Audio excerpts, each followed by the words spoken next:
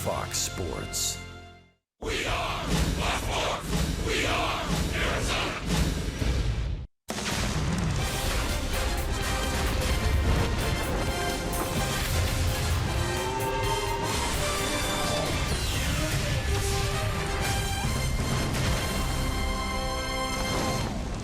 It's a Throwback Thursday for this Chase Field matinee. We get ready to say farewell to the Rockies this year, at least until maybe the wild card game, October 4.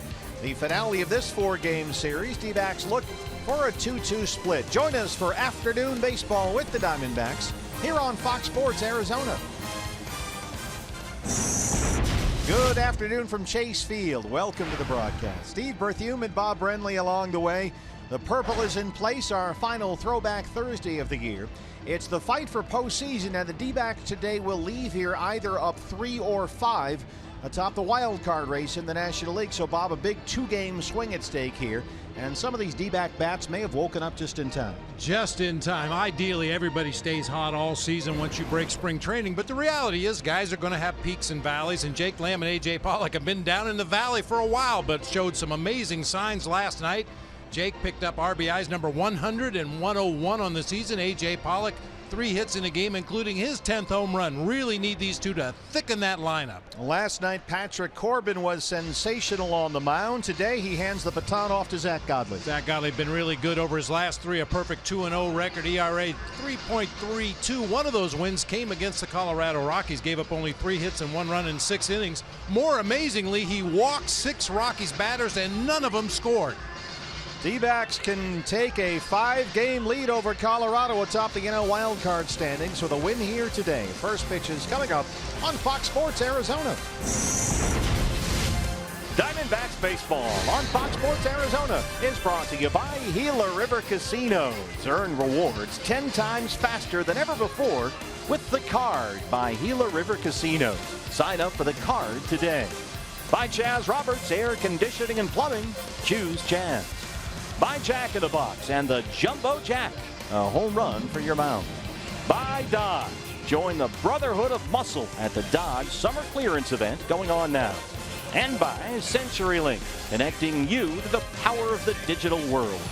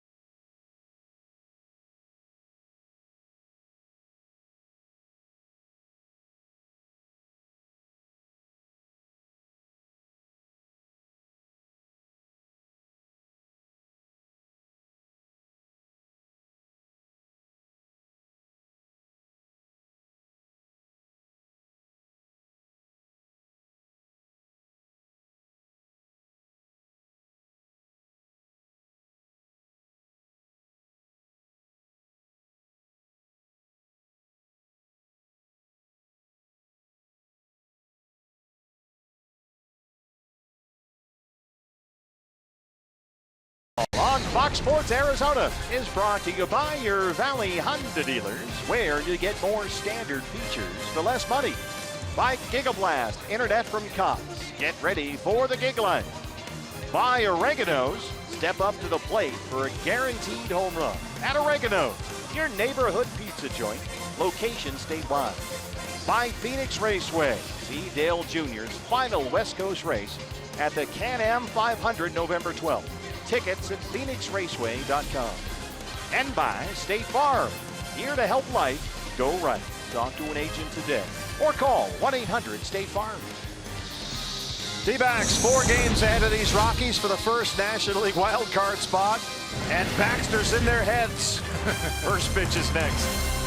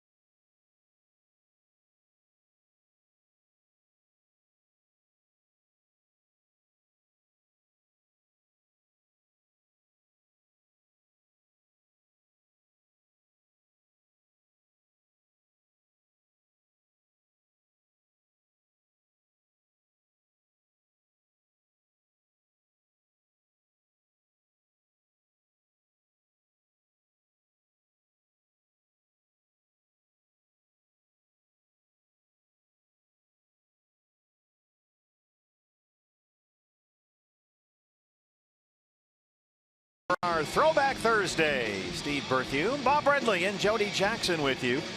Final time of the regular season, the D-backs and the Rockies. Diamondbacks holding a 4-game lead over Colorado for the first National League wild card spot. The Rockies lineup today presented by your Valley Chevy dealers.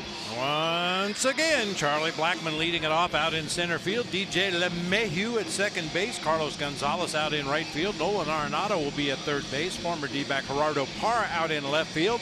Trevor Story at shortstop. Ian Desmond moves into first base this afternoon. Tony Wolters will be doing the catching for right-hander Chad Bettis. Your Ram truck starter for the D-backs. The Bulls at Godley, 7-7, a 3.21 ERA. Unbeaten in his last 3 starts. He was sensational in his previous outing last Saturday against the Padres. Curveball may have, Bob, has been as good as we've seen it all year. Yeah, I mean, it's been a good weapon for him all season, but he was consistently down in the zone, threw it for strikes when he wanted to, bounced it when he needed to. Nationwide Vision Centers gives us a look at the Diamondbacks defense. Gregor Blanco getting a start in left field for David Peralta this afternoon. A.J. Pollock will be in center. J.D. Martinez over in right. Jake Lamb and Ketel Marte on the left side of the infield with Brandon Drury and Paul Goldschmidt on the right side of the infield. Chris Iannetta doing the catching for right-hander Zach Godley. Phil Cuzzi has the balls and strikes today. He's our plate umpire. Tom Hallion, the crew chief, is at first base. Mark Rippiger at second, and Rob Drake is at third. Final time against the Rockies, at least in the regular season. So what is your Valley Honda dealers key to the game? Well, it happens to fall on a Throwback Thursday. Both teams will be wearing 50 shades of purple here today. Like 50? 50. The Rockies going with their black alternate road jerseys. Yeah, you could have had a bunch of grapes running around out there today if the D-backs wore their purple tops. The final throwback Thursday of the year. Glad you're with us for this afternoon baseball event. Little getaway day matinee for both clubs. And they'll put the shift on for Charlie Blackmon. An afternoon baseball event. It is a big game. It really is. 2-game swing here. You're going to be up either 3 or 5 on these guys for the first wild card spot. Here is Blackmon to get us started. And there's the strike. We're underway. The National League's leading hitter, 333. 4th in the majors in OPS.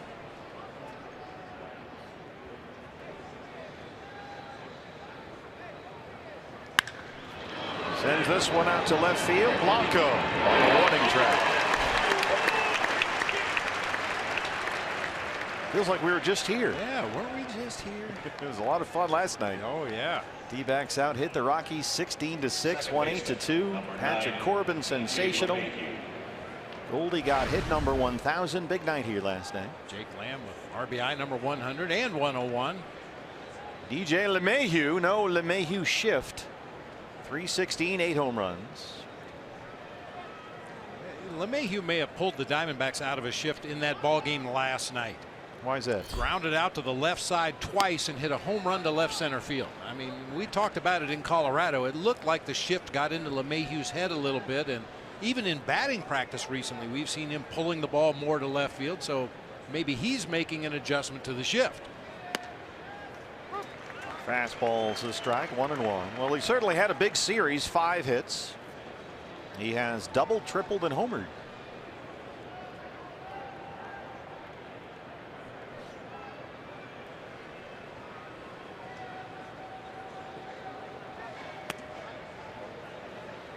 Two and one. That Godley curveball against the Padres over the weekend, a big reason why he retired at one point 16 consecutive batters. Mostly fastball so far. He keeps missing. It's 3-1. Zach last week threw that curveball for called strikes, got swings and misses with it as well. Cargo on deck. Got a lot of ground balls with that 2-seam sinking fastball. And there's another one. A bouncing ball to Marte at shortstop. You know, we were talking about the LeMahieu shift with a right-hander on the mound. The Diamondbacks have been swinging their outfield around to the right field side. But look how Zach Godley pitched DJ LeMahieu in this at bat. Everything down and in. The last pitch, a sinker down in the zone that got that ground ball to short. If you're playing him the other way, you have to pitch him to hit the ball the other way. But if you're playing him straight up the way they are today, that opens up in and out against DJ LeMahieu. Here's how their lineup for Carlos Gonzalez, 252 and 12 homers. A pair of 2-run home runs Tuesday, his only hits in this series. Cargo 0 for 3 last night.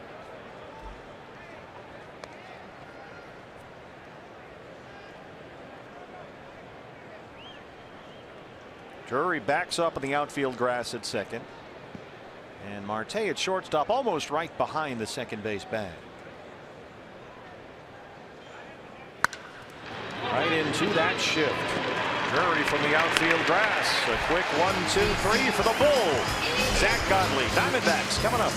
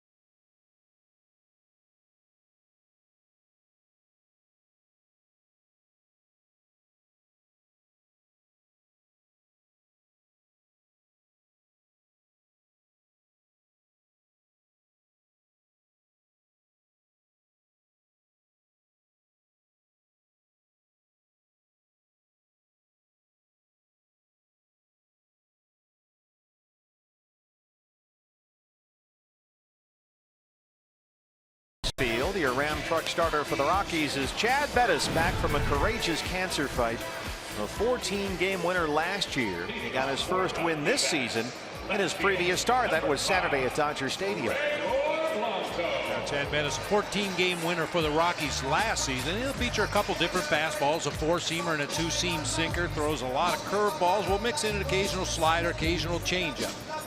Lineup for the D-backs on this Throwback Thursday, presented by Valley Chevy Dealers. Gregor Blanco will be out in left field today. Chris Iannetta doing the catching, batting second. Jake Lamb at third base. Paul Goldschmidt over at first. J.D. Martinez in right field. Brandon Drury will be at second base. A bottom third of A.J. Pollock in center. Ketel Marte at short, and Zach Godley on the mound.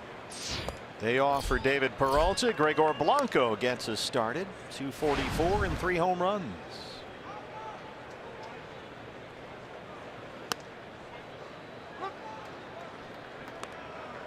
Blanco has had only 6 at-bats all month. His last hit was a single at Coors Field back on September 3rd. Note that fastball velocity right there for Chad Bettis. That will be an ongoing narrative here today as he comes back from a season-long cancer battle. That velocity is slowly creeping up to where it was last year, which is very low 90s, but so far this year it's been mostly upper 80s, 87, 88 or so. And that's been an issue because his changeup is his best secondary pitch, and so you don't have that velocity differential that he's usually got. There's a 90-mile-an-hour fastball, and it's 3-2.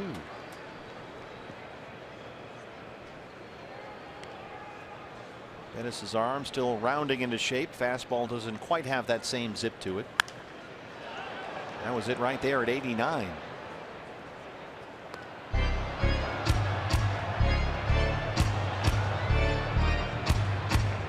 Chad Bettis, 28 years old. That's one of those things that if you get up into your early 30s and your mid 30s and you see that velocity start to leak oil a little bit, and especially with a guy coming off of what Chad Bettis has been through as Blanco takes a leadoff walk. Hey, you wonder, did he lose his fastball completely, or is it on its way back? If he's a young enough man, I think he will get some velocity back. He's been through a long road this year, no doubt about it. Nationwide Vision Centers gives us a look at the Rockies defense. Gerardo Parra will be talking to the Diamondbacks bullpen today out in left field. Charlie Blackmon in center. Carlos Gonzalez over in right. Nolan Arenado at third. Trevor Story at short. DJ LeMahieu at second, with Ian Desmond at first base this afternoon. Tony Walters behind the plate for Chad Bettis, the right-hander. Chris Iannetta, the catcher today. In case you weren't with us the other night, every time Gerardo Parra roamed remotely close to the Diamondbacks bullpen in left field, he was barking at some of the guys over there, and they were barking right back at him. It seemed like everybody was having a good time with it. They had some fun going back and forth. Blanco, 11 stolen bases. He's only been caught one time all year.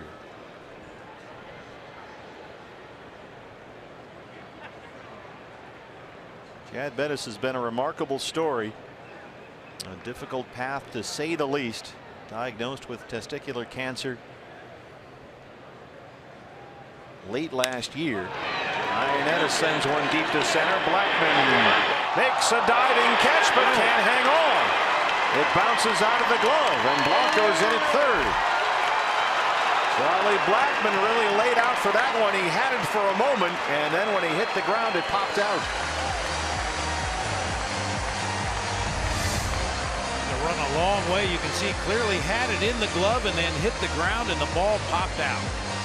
Well, you rarely see Charlie Blackmon lay out for a ball like that. He reminds me a little bit of Steve Finley in that respect. Steve Finley would always slide feet first going after those balls in the gap.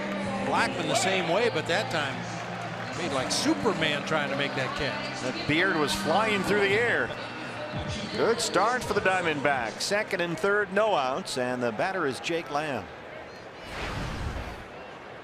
253, 27 homers for Jake, and now 101 runs batted in. Lamb had a pair of RBI knocks last night. He singled and doubled, and has his first career 100 RBI season. Now Walters and Bettis have to get together. We were talking about what Bettis has been through. It's been an awful lot for him. Surgery to remove some cancerous cells in late November. 3 months later, right after spring training began, he was given a healthy prognosis. The blood work was good. He was told he was cancer-free, and to that point had avoided the need for radiation. But then heartbreaking news after a checkup midway through spring training. The cancer had spread and he had to go through chemotherapy. But is back on a big league mound this year. Boy, and his return to the major league level was pretty spectacular. A start against the Atlanta Braves, went 7 innings, shut him out on 6 hits, struck out 2 batters, didn't walk a man.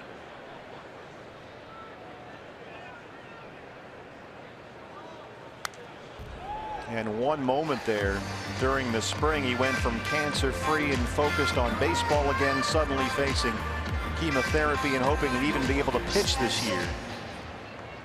And at the time of the announcement in the middle of March, there was no timetable for his return. They didn't know if he'd make it back this season, but boy, it's great to see him out there. Came back in the middle of last month. Walters keeps that in front. It's 2-1. There's that changeup that it's Bettis's favorite secondary pitch.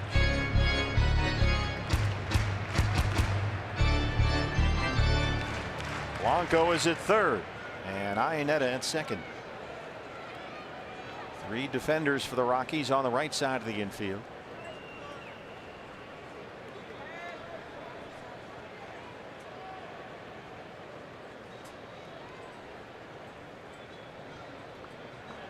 Hitters count for Lamb 2-1.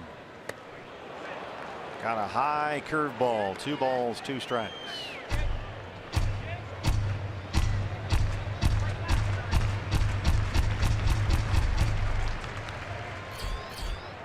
Mr. 1,000 hits. No big deal, he says. On deck. Oh, it's a big deal.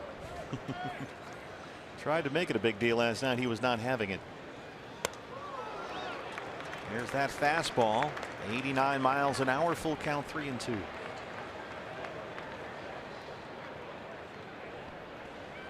Goldie said it's just an arbitrary number. What does it mean anyway? It means you've had 1,000 hits. Yeah, well, that's a lot on the stat sheet, and it's your name with a big 1,000 after it. That is a big deal. Well, here's a big opportunity. Bases loaded, no outs, and Goldie coming up to bat. 309, 34 home runs.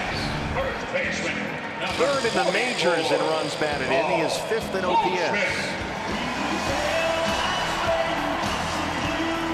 Season numbers for Paul Goldschmidt, really good numbers against Chad Bettis as well. A .368 lifetime hitter, 7 for 19 with a homer, a triple, and 3 doubles. Bases full of Diamondbacks and nobody out. Goldie had been 0 for 8 in the series until last night. A couple of hits, including that double off the center field wall for number 1,000.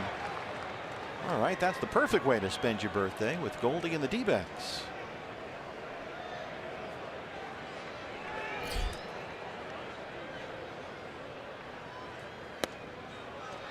First pitch fastball missed. It's 1-0. Goldie just the second player with 1,000 hits in a Diamondbacks uniform, just behind Gonzo.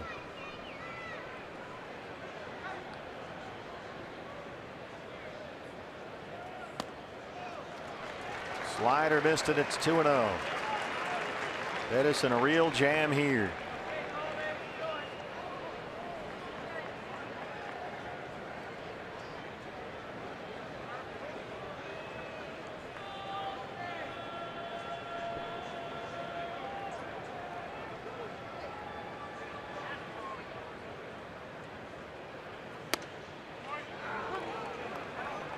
Good to see Goldie break off a couple of solid hits last night. It's even with the base hits last night, a 4 for 29 September so far. So he had been scuffling just a bit.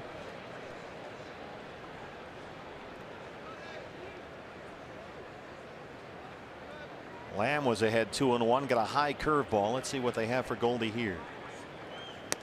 Fastball down and away, and it's 3 balls and 1 strike. Yeah, for the first time since Goldie injured that right elbow, no compression sleeve on his right arm. Good to see.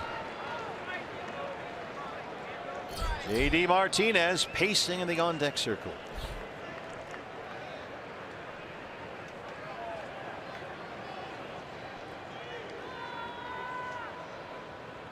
Three balls and one strike.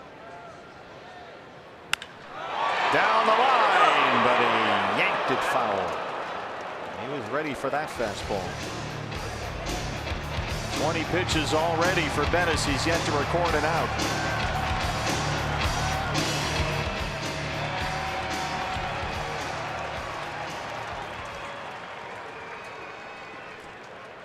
Almost hit the cat in the hat. Yeah, that wouldn't be good.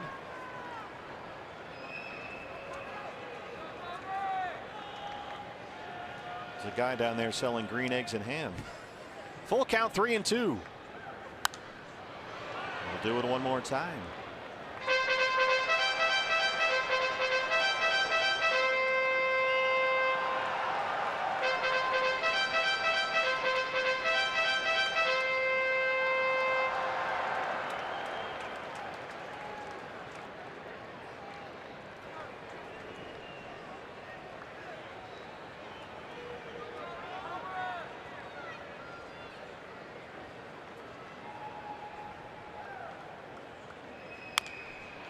You know, it's been in these types of situations lately, Bob, where the Diamondbacks will get, say, an RBI ground out or a double play and get the one run. They haven't had, even last night, really, that big hit where they break the game open instantly with one swing. Yeah, that'd be nice to see right here in the first inning today.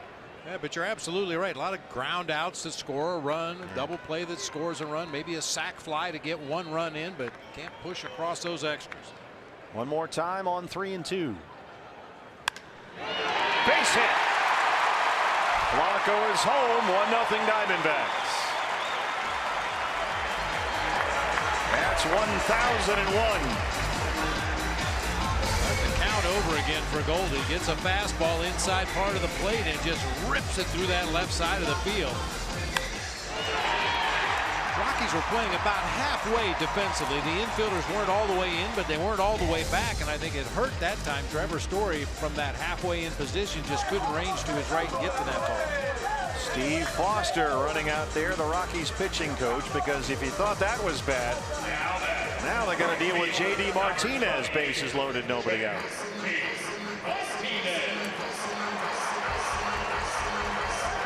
Leadoff walk for Blanco, a run scored, and a bear hug for David Peralta. J.D. Martinez. Last night an RBI double. He walked twice, scored twice. 296 on the year, 38 home runs. He has got 6 hits in the series already. He has doubled 3 times and homered. Bases loaded, no outs, a run is in.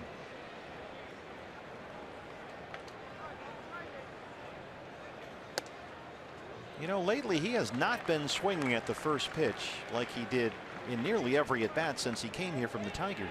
You know, I think that's because he's so hot right now.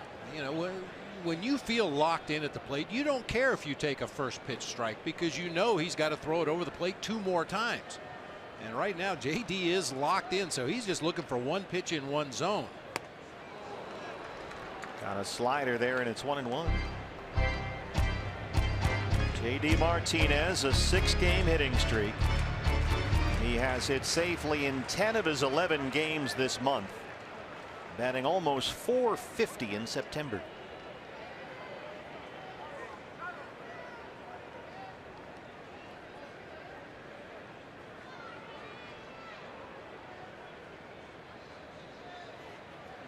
A bouncer to third. Arenado coming home. They get the force on Iannetta.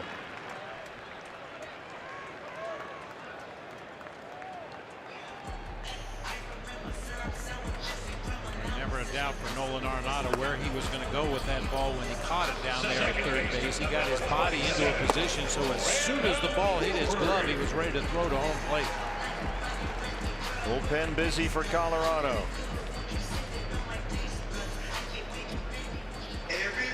One out, base is still full. Brandon Drury is the hitter.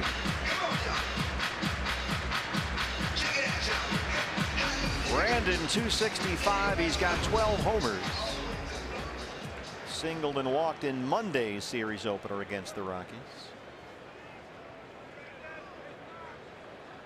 Lamb at third, Goldie at second, JD at first. First pitch curveball there, and he steals strike one.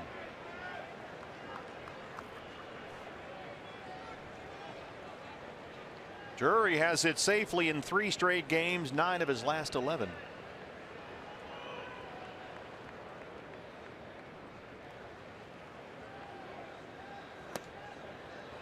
In with a fastball, a ball and a strike. Get those hands out of the way. You could see Drury at the very end there as that ball was tailing up and in. Push his hands back and out of the way of that pitch.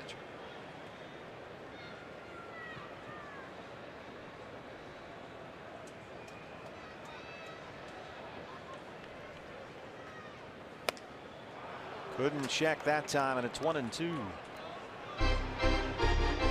This is sort of the way Chad Bettis operated last year. He still won 14 games, but he gave up more base hits than any National League pitcher other than Adam Wainwright of the Cardinals last year. So he's kind of used to dancing around traffic on the bases.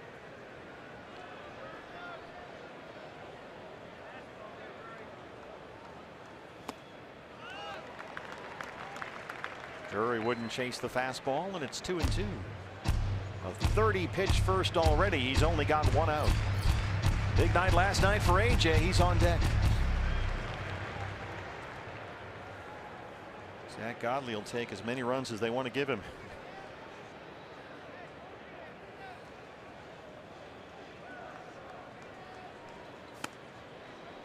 Good take. Tried to tempt him with a curveball outside the strike zone. And once again, the count is full 3-2. That's the 4th 3-2 count for Bettis through the first 6 batters of the Diamondbacks. Jake Lamb at third. Paul Goldschmidt at second. JD Martinez, the runner at first. 1 out, 3-2 to Brandon Drury. Missed inside. He walked in a run. It's 2-0. Third walk in the inning for Bettis. Good at bat that time by Brandon Drury. That's great patience there by Brandon. You know he wants to swing the bat. You know he wants to drive in a couple of his teammates with the bases loaded, but refused to chase that pitch down and in. That probably would have resulted in a ground ball double play anyway. Good at bat. And we've heard Torey Lovullo say it all year long. Link at bats, hand it off to the next guy. That's exactly what Brandon did right there. Hands it off to AJ Pollock. That's something the Diamondbacks offense has done with the bases loaded 12 times this year. 12 RBI walks with the bases loaded. AJ 261. He got his 10th home run last night. And 3 hits, an RBI double, 3-run homer. His bat has come alive in this series. First pitch curveball, 0-1. Last night, Archie Bradley in the bullpen was ready.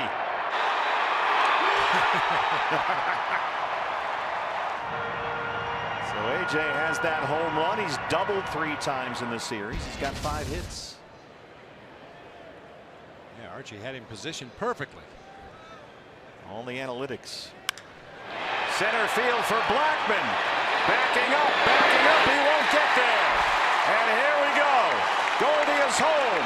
Martinez is home. Here comes Drury, and they all have scored.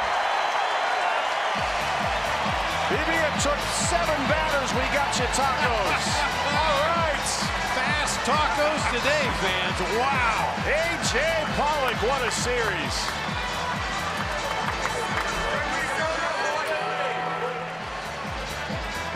Ball was smoked to straightaway center. His 31st double of the season. I mean, he barrels this ball up to the deepest part of the ballpark. He had Charlie Blackmon all turned around out there in center field. No way he's going to catch up to that ball anyway. And it turned into a track meet on the bases.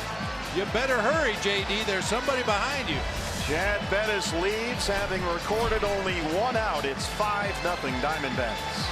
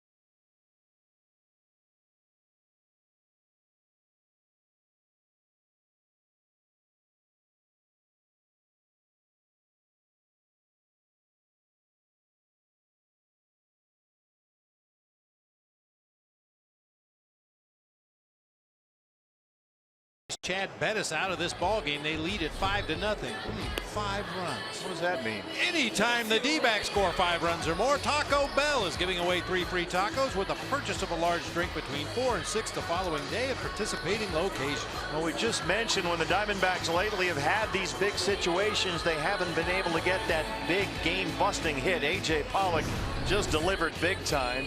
They chased Bettis, and now here's the left-hander Chris Russin, who was second in the majors with those 78 innings worked as a reliever. He's been Bud Black's long man back there, and he's going to need some length here today.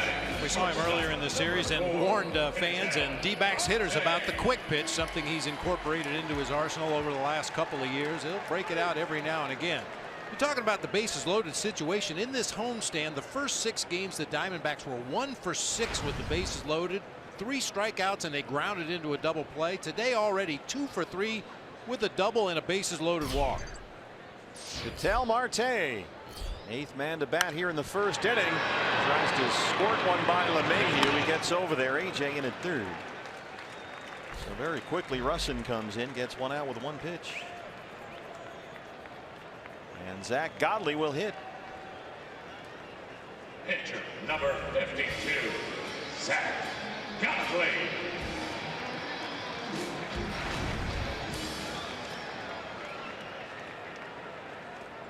Tell you what, if Godley pitches today like he did last time out against San Diego, game's over.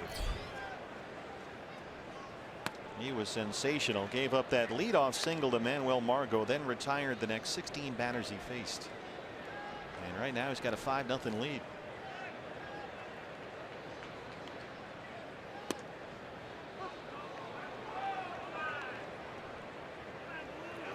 Bud Black. Been a good road trip so far for Dodger Stadium 4 here. They're 6-1 so far on that trip. This one has gone south on them quickly. Arenado at 3rd. Diamondbacks send 9 men to the plate in the first inning. 5 score, 5-0.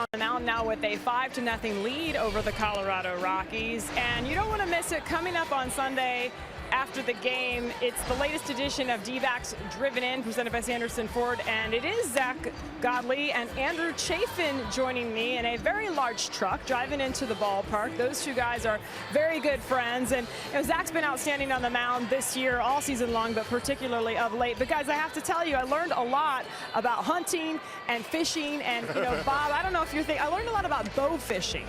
Is that something that you do, Bob, or are you kind of straight like fishing line fishing? Yeah. Because I mean, I'll tell you what, it's pretty interesting stuff, and among the many topics driving into the ballpark. But these guys, they love their outdoors. It's a lot of fun. I would have bet anything that would be on the agenda. Yeah. In a little carpool situation with those guys. Arenado leads off the second. Jody, I heard there was some lassoing going on in that show. Little bit of lassoing. Have a lasso from a couple of years ago, visiting some friends on a ranch in Texas, and I know that's kind of Chafin's thing. Arenado gets one. That's foul ball, I think. I think it hit the bat.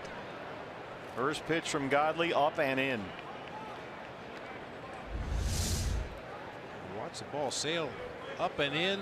Arenado gets out of the way but leaves the bat in there, and it's a foul ball. You were right on that. Fortunately, it just hit the bat.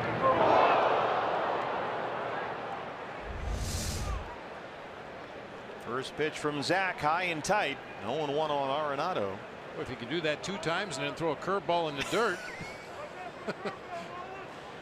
Both batter and ball would be in the dirt. Tried the cutter there. Well, you said yesterday pitching inside to some of these guys, especially in Arenado, make them a little bit uncomfortable. Might not be such a bad idea. That was a little high and tight, though. There's your curveball.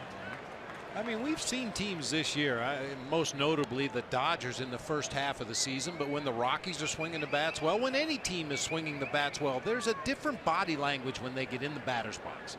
They're just waiting for you to throw something out over the plate so they can swing as hard as they can, do some damage. You run one up underneath their chin every now and again, they're not quite as anxious to dive out there over the plate.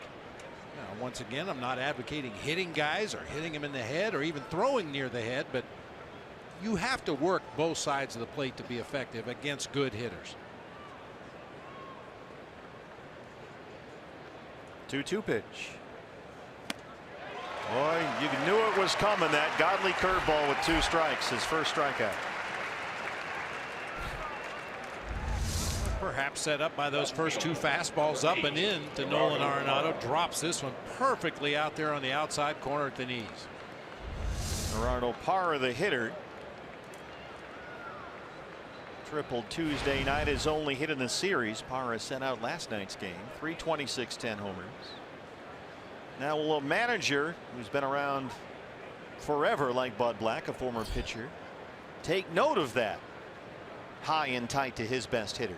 First pitch of the ball game. Oh, you know he took note of it. It's just a question of whether he feels it was egregious enough to pay back a Diamondbacks hitter. I don't think so. I mean, Bud Black is a very intelligent guy, and he's been out there on that mound, and he understands what pitchers need to do to be effective. I don't think he took offense to that. I'm sure he will back his player to the max.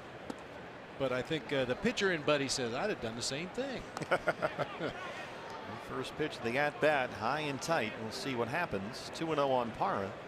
You know, as a matter of fact, Bud Black as a pitcher, at least when I was with him with the San Francisco Giants, he had lost some velocity on his fastball. He had to do stuff like that to be effective.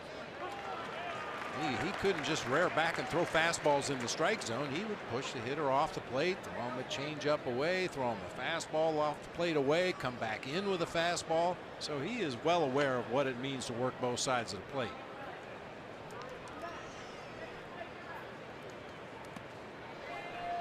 Spiked the changeup that time, and it's 3 balls and 1 strike. Gerardo Parra, as we know from his time here in Arizona, always a very animated player. He shows bunt here. Watch him after the ball goes by. Nice little pose there. 5, 6, 7, 8.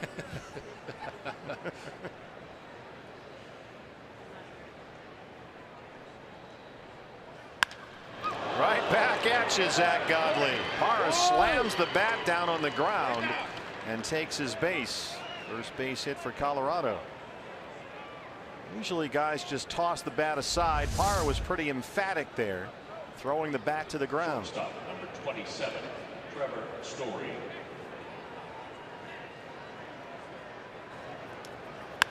That's one instance where it's a good thing that Zach Godley falls off the mound to that first base side as hard as he does. Gerardo's just happy to be on base because now he's got a bunch of more people to talk to. He's chatting up everybody down it's there. Goldie and Tom Hallion, His first base coach, Tony Diaz, over there. If he happens to make it to second base, he'll get to say hi to Brandon Drury and Ketel Marte. That's why he likes that left field corner. He can chat up the whole D-back bullpen.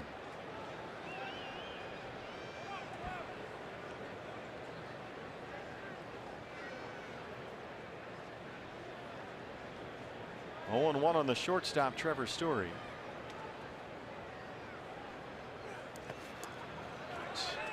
Boy, Chris Iannetta really had to get out in front of that curveball. Ball's way over in that left-handed batter's box, actually in front of the left-handed batter's box, and Chris still blocks it perfectly. Block and recover. Holds par over there at first base. Is there a thought to angling your body and your shoulders, or you just hope for the best? Well, some of those you just hope for the best. You just try to throw a body part in front of it. But yeah, on a breaking ball, you know, because of the spin on the pitch, it's going to react differently when it hits the ground. Story reaches out and rolls it into center. Parra will get third here.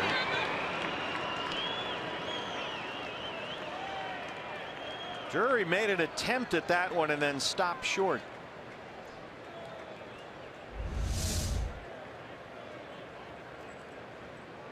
I mentioned throughout the ball game, well, throughout the first 3 games of the series for the Rockies, Trevor Story's a good breaking ball hitter. You wouldn't think so because he strikes out so often, but when you get that breaking ball a little bit too close to the strike zone, that's a pitch he can hit hard.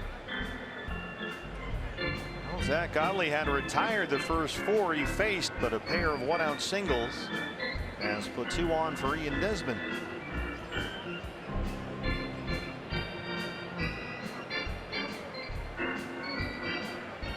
Desmond doubled in his final at bat last night, his only hit in the series.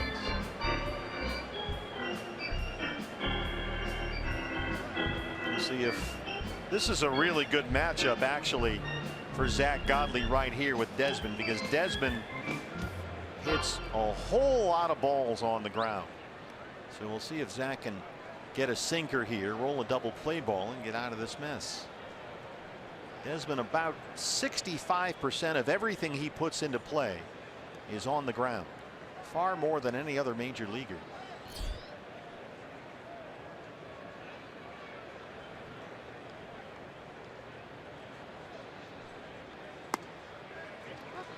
Here's the cutter, and it's 0-1.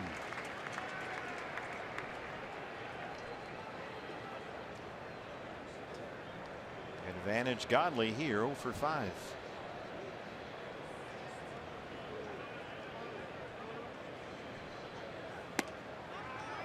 Keeping the ball down, looking for that ground ball. Rockies in this series with runners in scoring position, a combined 3 for 27. They've struck out 8 times with runners in scoring position.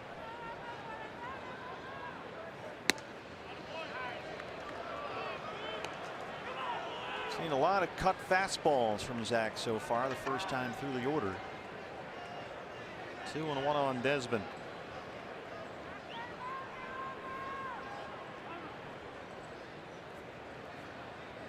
That cutter is a pitch that Zach threw about 40% of the time last year. This year it's been down to about 20%. So only half as much. A lot more curveballs this year, but he's giving the Rockies a slightly different look to this, to start things off this afternoon. There's the ground ball. Marte, Drury for 1. And they roll it.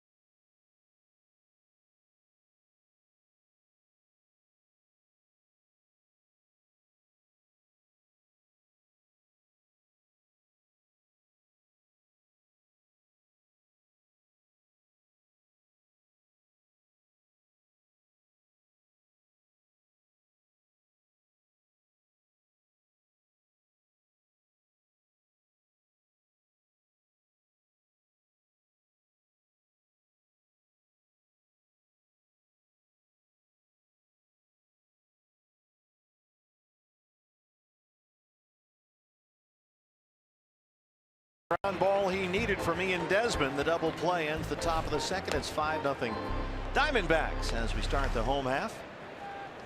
Valley Toyota presents Let's Go Places, a 6-game roadie. After this one, we're on an airplane later this afternoon. 3 at San Francisco and 3 at San Diego. Robbie Ray and Jeff Samardzija tomorrow night at AT&T Park. How about this game Saturday, BB? Greinke and Mad Bum. Ooh, watch that one. And then Taijuan Walker against Chris Stratton on Sunday against the Giants. Gregor Blanco in the leadoff spot. Did what a leadoff guy is supposed to do. He got on base and scored his first time up. Diamondbacks with a 5-run first on only 3 hits. Chad Bennis walked 3 in that inning. He was gone after 7 batters.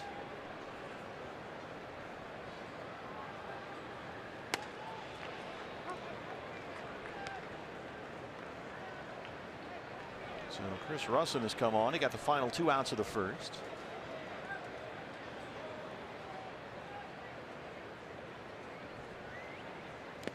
Russin has been the length for Bud Black. He worked 2+ innings this year 16 times.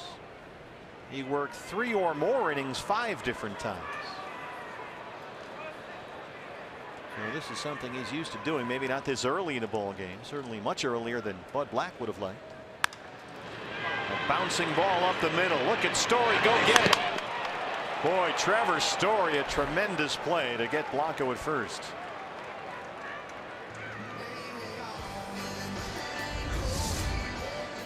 Tremendously athletic play that time, going to the second base side. Great body control to spin around, pick up his target, and make an accurate throw just in time to get Blanco at first base.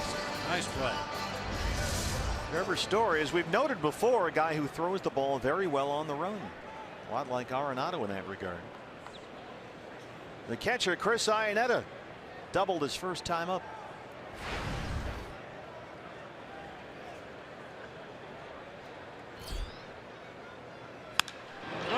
Bidding for another one, but Parra's there. It's off the glove, and it rolls toward the line. Iannetta is in at second. Almost a tremendous play by the 2-time Gold Glover out there. But Iannetta should have his second double. Just keeping it slightly out of the reach of the Rockies outfielders. Charlie Blackmon almost caught his ball back in the first inning, and Gerardo Parra almost catches this one. Yeah, fortunately, that ball rolled quite a distance away from Gerardo Parra, allowing Iannetta to turn the corner and end up in scoring position with 1 out. He's not quite as chatty right now with the D-backs relief corps. If he would have caught that ball, you couldn't shut him up. He'd be right over there against the fence. So 2 doubles today for CI. Humberto Quintero and company having a laugh.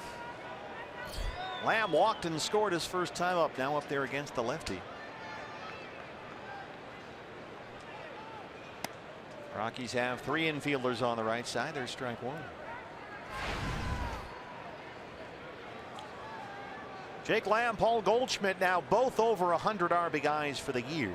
The Marlins with Stanton and Ozuna, the only other major league team with a pair of 100 RBI men. Marlins will be in here next weekend. One more time for Parra. He's got that one.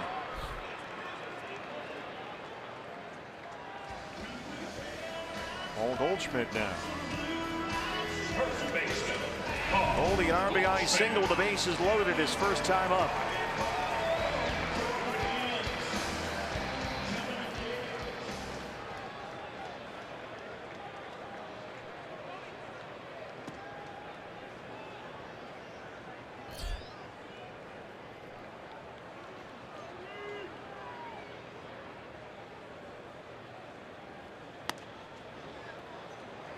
Got a changeup. It's 0-1. This is game number 147 on the year. We play 162. So if the D-backs can win this game today, they will be 5 up on the Rockies with 15 to play for the right to host the National League wildcard game.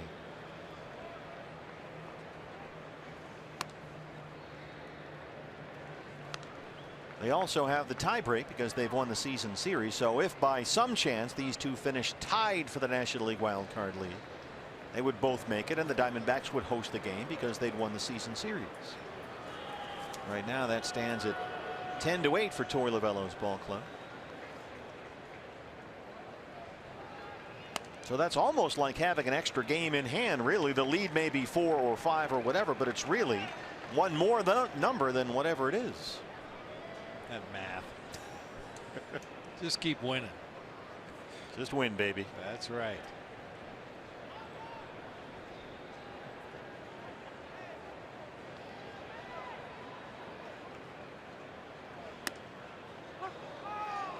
Walters wanted that fastball in, and Russin put it right there. It's 2-2.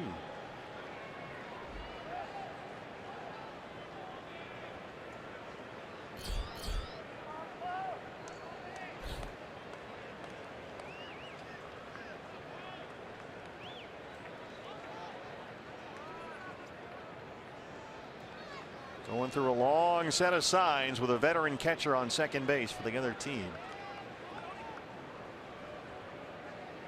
Walters has had to start over a couple of times here. 2-2.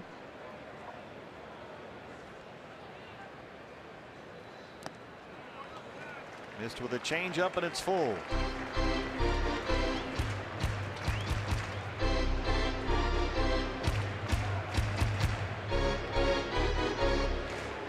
After this, Bud Black's team goes home for a quick 3-game weekend series against the Padres. Then they're right back out on the road. 2 at San Francisco, then 4 in San Diego. Rockies finishing the year by playing 14 of their final 17 away from Coors Field. Full count on Goldie, 3-2. Got him. 3-2 changeup. They strand Iannetta. We hit the third. 5-0 Diamondbacks.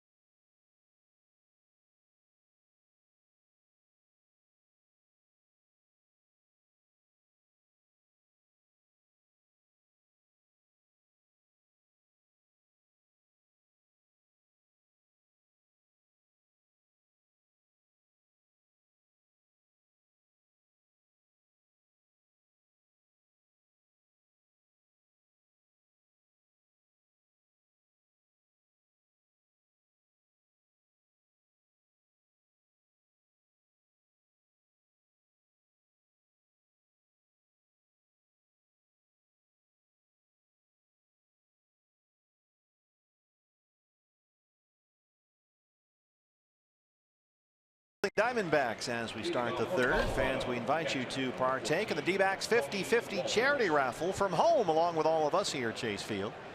You can purchase your tickets online for every D-backs home game televised on Fox Sports Arizona, and that way you'll get your chance to win half the pot and help kids in our community.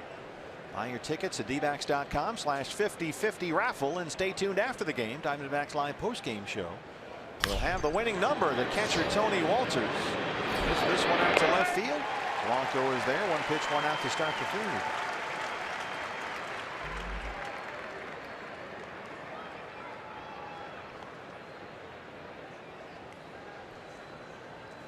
Well, Chad Bettis, the Rockies starting pitcher, was knocked out of the ballgame before his turn in the order could come up. So here's Chris Russin. And he 8 at bats all season, working mostly in relief.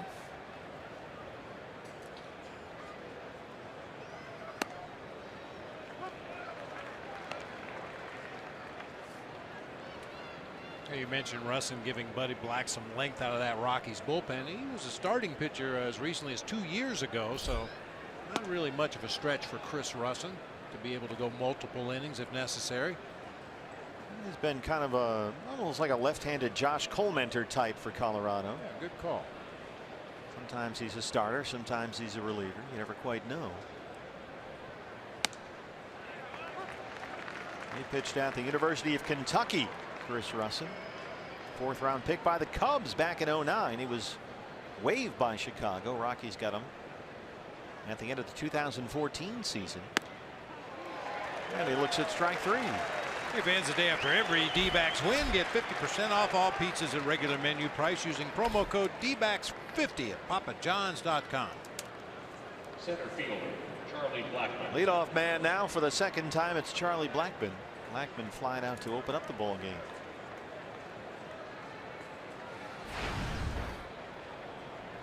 How about the job that the Diamondbacks have done on Charlie Blackmon? He is 1 for 13 in this series. He doubled the leadoff Monday series opener. Has not had a base hit since. Shift is on. I mean, one of the ways to beat the Rockies is to keep Charlie Blackmon, who leads the majors in runs and hits, off the bases. It starts there with the leadoff man who's had an MVP caliber season. And they've done a magnificent job of that in this 4-game series so far.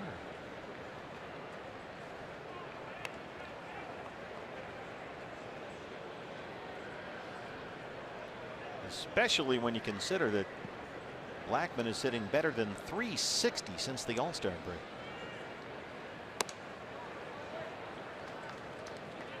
Godley behind now, 3-0.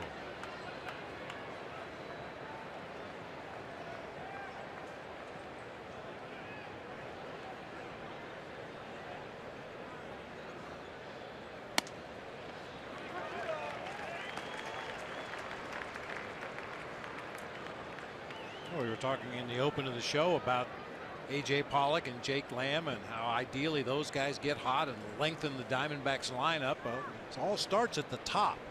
There's no question Charlie Blackmon is the motor that makes this team go. Certainly they have a lot of good hitters behind him in the lineup, but when Charlie Blackmon's getting on base, the Rockies are usually winning. E.J. LeMahieu on deck. Another guy that gets on base a ton. That's how Nolan Arenado's got all those RBIs. Leads the majors.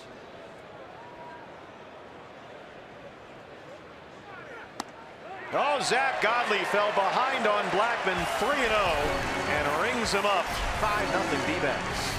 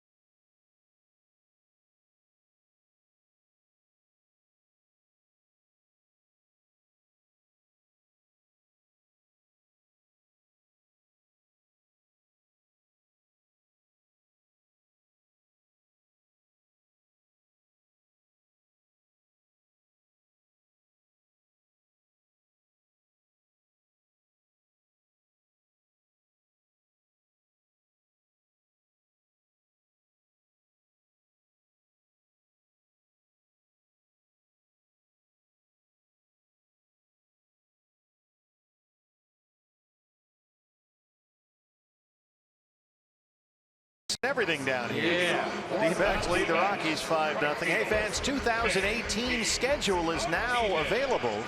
You can buy or renew your D-backs season tickets. Get all the benefits of being a season ticket holder. Plus, priority for the best postseason seats. Learn more about all the advantages of being a D-backs season ticket holder in 2018. And check out the schedule for next year at dbacks.com/advantage.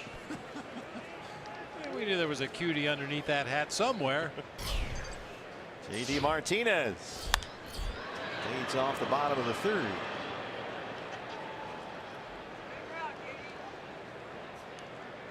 Did you, not that we encourage this, but did you ever skip school, sneak out to a day game back at Coshocton? Your misspent youth? No. No? I mean, in Coshocton, school was what we did. There was nothing else to do. Well, that's the key to a good education. Yeah. Boredom everywhere else. Well, I'm sure if we would have had even a minor league team in Coshocton, Ohio, I probably would have ditched school. Now, how far is that from Cleveland again?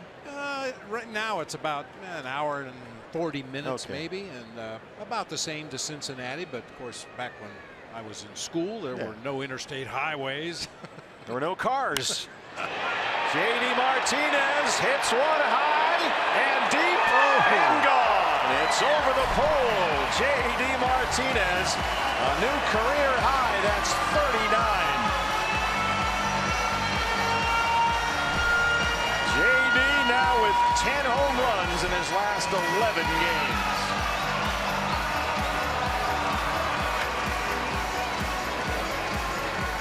I'll tell you what, the best right-handed power hitter that had power to the opposite field I ever saw was Mike Piazza. I think JD Martinez might be sneaking up in Mike Piazza territory as far as power to the opposite field. Man, does he drive the ball out of here to right and right center. Over the Ram Trucks pool area out there. Just dingers. That's a jumbo jack. Free jumbo jack tomorrow. Jack in a box for the purchase of a large drink. Brandon Drury, a bases loaded walk for an RBI, his first time up. Well, the numbers for JD are just getting out of control. 49 games with the Diamondbacks this year, counting today. He's got 49 RBIs, 23 home runs. That last one to right center, 423 feet to the opposite field, 107 miles an hour off the bat.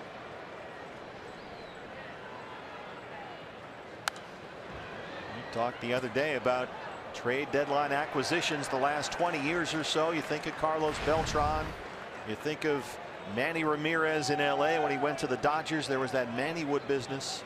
You went to Cespedes a couple of years ago and brought the Mets to the World Series. But JD Martinez, if you look at the numbers, has just about outdone them all. Yep.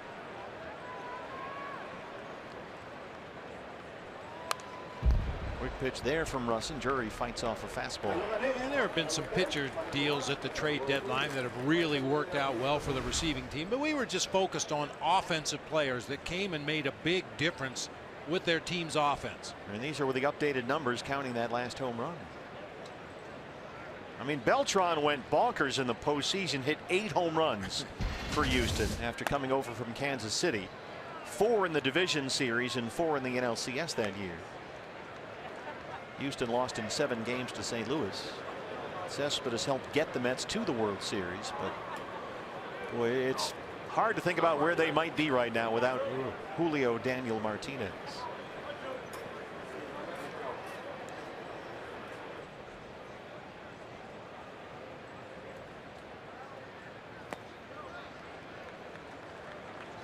And you get him to continue to do what he's doing, and Goldie just being Goldie, and now Lamb is hitting and Pollock is hitting and Peralta has come alive in the leadoff spot. This is a dangerous team heading into October. Full count on Drury, 3-2. Jammed him, popped it up. And Mayhew's underneath. One down in the third.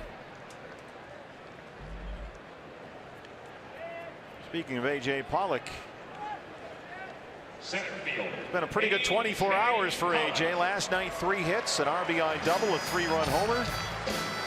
He came up in the first and delivered a bases clearing 3-run double. This was the hit that chased Chad Bettis from the ball game. Cox high-speed highlights. Turned into a track meet on the bases as it got over the head of Charlie Blackmon in center. Well, you know, partner, I always talk about rhythm and timing with hitters. You know, you watch their preparation, you watch their load position, you watch their feet and their hands. Are they in a good hitting position when that ball's released? For a long time, AJ was a little behind. Wasn't getting that front foot down, wasn't getting his hands in a good hitting position, and consequently was rolling over a lot of ground balls to the left side, pulling a lot of lazy fly balls into left field. But when you see him drive the ball to center field or right center, you know AJ is getting really close to where he wants to be. Timing seems to be a lot better. His rhythm is good. He's got 5 hits in his last 7 at bats going back to the other night. 3 doubles and a home run. In fact, AJ, if you go back to his final 2 at bats last night, has, let's see, 7 RBIs his last 3 times up. Sounds like Albert Almora Jr. in the Cubs game last night. He didn't come in till the 7th inning and had, I think, 7 RBIs in the game. I think the same thing is happening in Detroit, where the White Sox right now lead the Tigers 17-5. Ouch. Called strike 3. Got the cutter in there.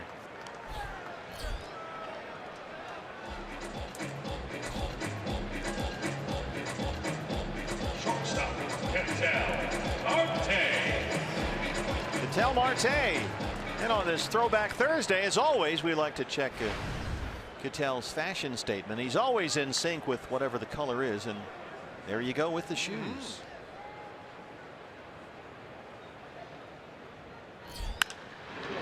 On the ground to shortstop for Stewart.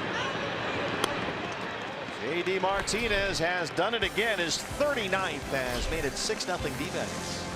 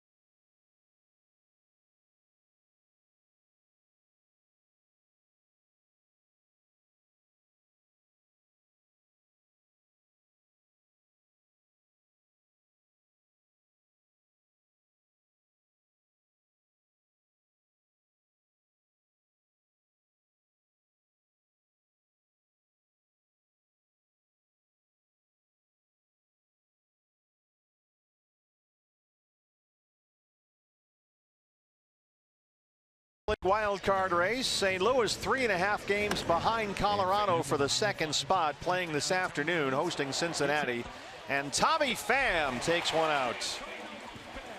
Cardinals leading the Reds 5-2. That's now gone final, so St. Louis has picked up a half game on Colorado. T-Mobile gives us a look at the unlimited baseball break. The Brewers 3 back. They are off today, and both Milwaukee and St. Louis right on the heels of the Cubs NL Central Division lead. Cubs are hosting the Mets later tonight. J.D. Martinez, his 39th home run of the year. And it's 6-0 D-backs as DJ LeMahieu takes a fastball inside for ball 1. He starts us off in the 4th. Brewers off today. They start a road trip through Miami and Pittsburgh tomorrow night. So now both St. Louis and Milwaukee only 3 games back.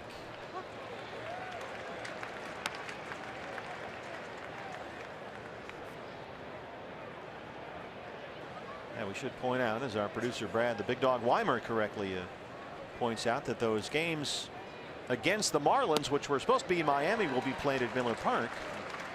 And the Brewers will be the road team there. And because they had to scramble and make that field available, I think they're limiting tickets to about 10,000 people, because that's all they could do for security and concessions and whatnot. So it won't be a full house that the Marlins will be facing. Not that it matters especially. They've really dropped out Miami. They've lost 9 of their last 10. They don't play in front of a full house at their own ballpark. It'll be just like home, yeah. Cargo on deck, 2-2 on LeMahieu.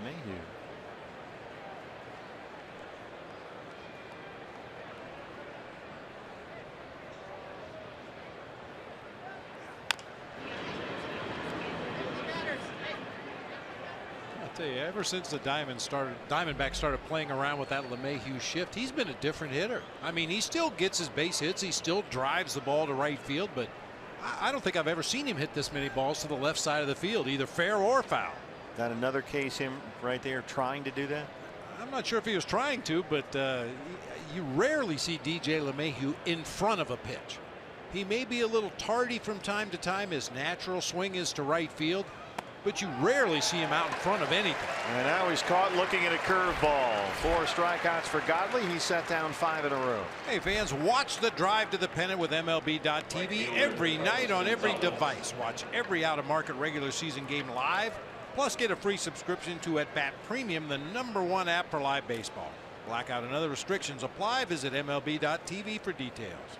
It's hard to argue with you, Bob. I mean, LeMahieu has 5 hits in the series. 5 hits are 5 hits, but he looks like a different guy up there. There's no question. Cargo grounded out to end the first.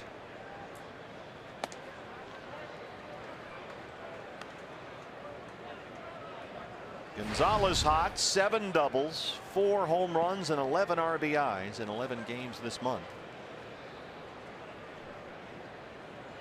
So far, his only hits in this series, a pair of 2-run homers Tuesday night. He drove in all 4 Colorado runs. They won 4-2.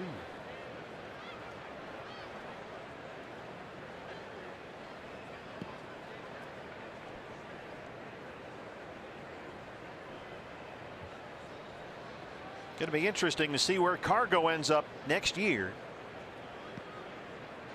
He's a $20 million player this year, and he will become a free agent after this season. A lot of people speculating, as he was slumping throughout much of this year, that, well, that was it. They didn't get a deal done long term in the spring. He's not having a good year. He's 31. He'll be 32 next month. Maybe he's done. You never know. JD Martinez, of course, will be on the open market as well, headed for free agency. Now, one thing you can be pretty sure with Cargo, he will spend some time on the disabled list. Part of the deal. Swing and a miss at the curveball. Iannetta cleans it up, and Godley has his 5th strikeout.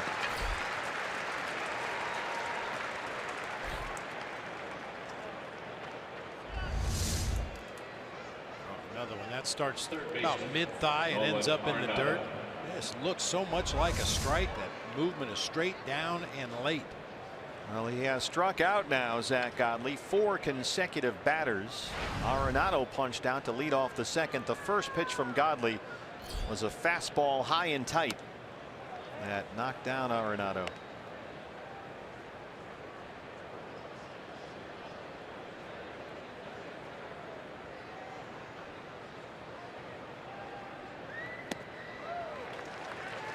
We talked about the job that the D-backs have done in this series on Charlie Blackmon. You can say the same about Arenado. He doubled and homered in the opener Monday, and that's been it. He's not had a base hit since. He's been taking his walks up there. He's walked 3 times in the series, but he is hitless in his last 2 games and 0 for 1 today. Zach at 50 pitches, 29 for strikes. 2-2. And Godley Not only strike out the side here, but get LeMahieu, Cargo, and Arenado. That would be impressive. He has struck out 4 consecutive batters, trying to get the side in the 4th and make it 5 in a row.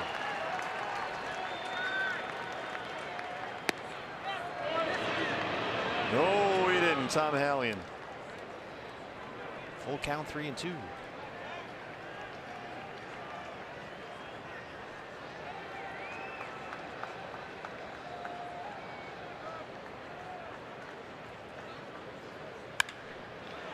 Right to Marte at shortstop. Zach Godley has retired 7 straight. He's holding a 6-0 lead.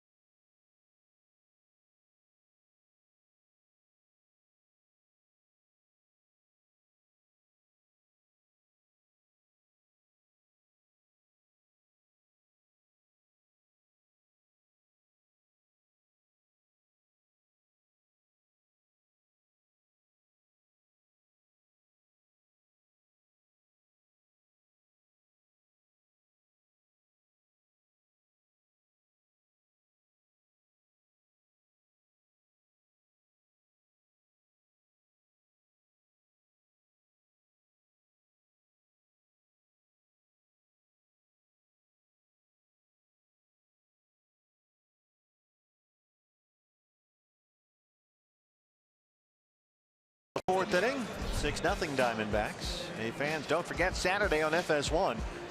College football, Northern Illinois takes on Nebraska. Then on Fox, the Ohio State Buckeyes take on Army, followed by a rematch 11 years in the making, Texas and USC, the first time since that 06 Rose Bowl. College football on FS1 and Fox, where every game is everything. New pitcher for the Rockies. We saw him very briefly in the ball game last night. He retired Goldie to end the 4th. It's the right-hander Antonio Sensatello. 20 starts and 10 relief appearances this year. Godley, Blanco, Iannetta 9-1-2 in the Diamondback 4th.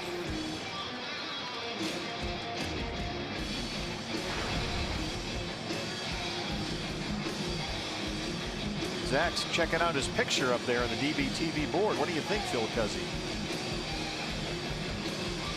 It's a nice likeness. You better make sure you smile pretty or have your best game face, because that picture's going to be staring right back at you all year from that big board. Hey, you don't want to screw that one up. No. It's like a bad baseball card. It just lives forever. Yes, it does. I know all about that. Oh, did you have a bad one? I had a real bad one. Which one? I forget. Early on, we went to Wrigley Field, and the photographer for the bubblegum company was there. And hey, can I get a shot for your card next year? Well, it was Wrigley Field. It was a day game. So you're a little groggy. Ooh. Rough night. Ooh. Jeez, do I have time to go shave and shower and get a makeup lady? No, just stand there. I'll take your picture real quick. Here, Timmy, this is what a hangover looks like. Jeez. Now, people send you cards all the time. Mr. Brenly, can you sign the card and mail it back to me? And they're nice enough to include a self-addressed stamped envelope. Do you ever get that card? Yes, I do. Uh-oh. Often. Probably even more on the way now.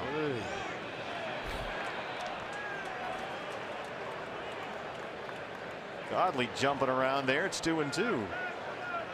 Well, when you're a young player, you know, that's an authority figure, the photographer from the bubblegum company. Are you going to tell him no? I mean, come back tomorrow. I'll shave. Maybe get some sleep. There's strike 3. Well, it's a good lesson for you kids at home. That's right. Stay in school or something. Eat your vegetables. Rigo Blanco, the leadoff man. A day off for David Peralta today. Blanco has walk scorer on. He's 0 for 1.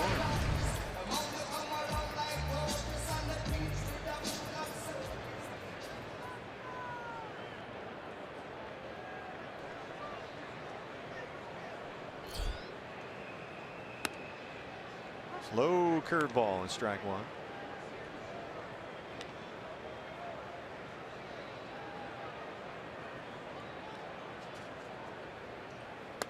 Rigor Blanco, such a key contributor to the Diamondbacks when AJ was out with that groin problem for most of May and June.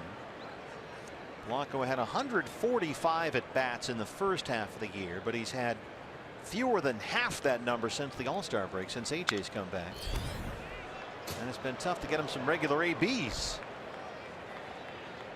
But AJ's got it rolling right now, so it's getting even tougher.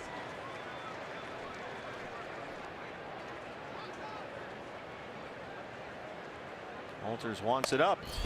That one misses up and in. 1-2. Antonio Senzatella started off the year in the Rockies rotation. Got a lot of headlines. Pitched very well earlier this year. He was National League Rookie of the Month in April. He was 3-1 with an ERA under 3. Only 22 years old. He had 9 wins in his first 14 major league starts. But then sort of hit the wall, as rookie pitchers often do, especially starters. Now working out of the bullpen.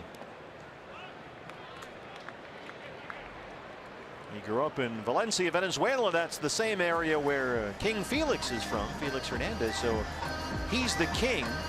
So they were calling Senzatella El Principito, the little prince. King Felix was his hero growing up. Iannetta on deck. Just missed away with a fastball, and it's full 3-2.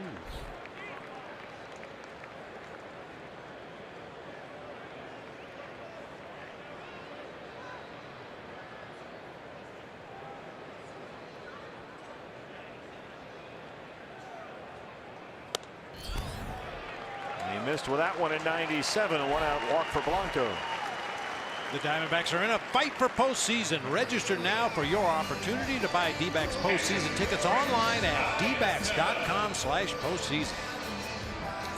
Well, Blanco, the leadoff man, has drawn 2 walks so far. Iannetta, the 2-hole hitter, has hit a pair of doubles. And as a number 2 hitter, Chris Iannetta on the season, .328 with 7 doubles, 2 homers. He's driven in 10 out of that 2 spot in the lineup. It has been a very good fit.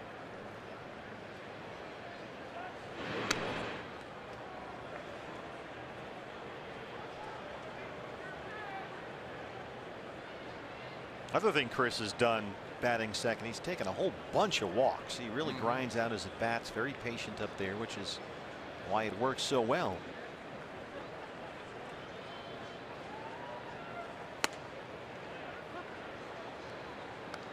Yeah, that was part of the initial reason why Chris Iannetta was put in that 2-hole, because Torey Lovullo said, I like the fact that he sees a lot of pitches. He'll take his walks. He'll work a deep count. He'll tire that pitcher out on the mound out. And then you've got the 3, 4, 5 hitters coming up behind him.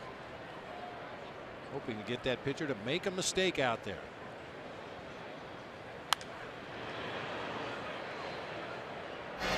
He had 2 doubles, but they were both near catches. First, Blackman in left center had it and couldn't hang on.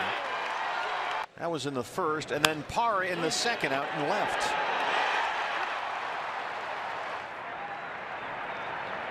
So I guess he needs to hit one off Cargo's glove this time. That'll work. Maybe have it hop over the fence.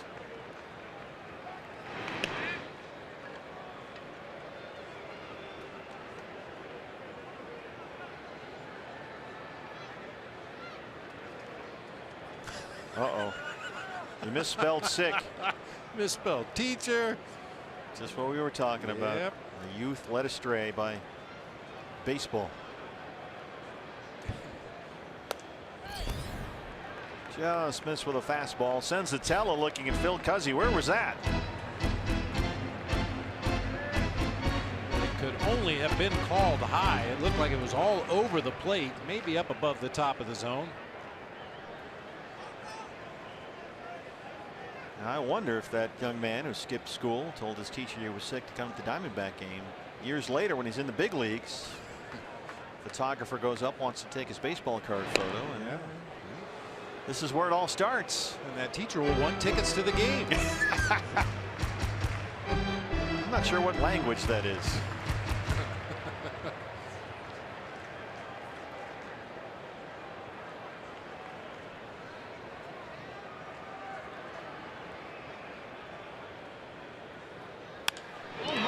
One more time for Blackmon, and he hangs on to that one. Chris Iannetta hit it deep to center, almost in the same spot where Blackmon had to dive for the last one.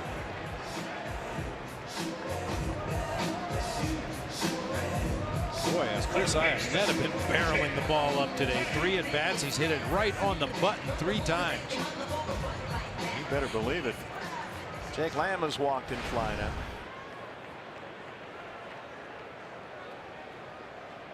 Rockies put 3 infielders on the right side of the field.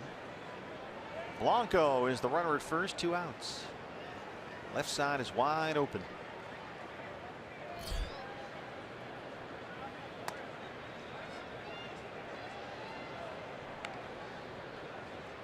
Jake Lamb and Goldie. Lambo, as he was known here on Players Weekend, the only second time ever the Diamondbacks have had a pair of 100 RBI guys in the same season. Other time was 99. They had 4. Back then it was Bell and Finley and Gonzo and Williams. This year, Goldie and Lamb. Speaking of which, let's see, Goldie's on deck and all the ladies have their phone up taking pictures in front row. That's the prime photo op spot. You know you're going to have those photo opportunities at least 4 times a game because he's going to stand right there in front. Yeah, actually he's usually a little closer to the railing. He's off a bit. Fouled straight back, a fastball, 1-2. I love what you say. That's where they're going to put the statue. The first ever statue that's in play, like the flagpole used to be in Houston.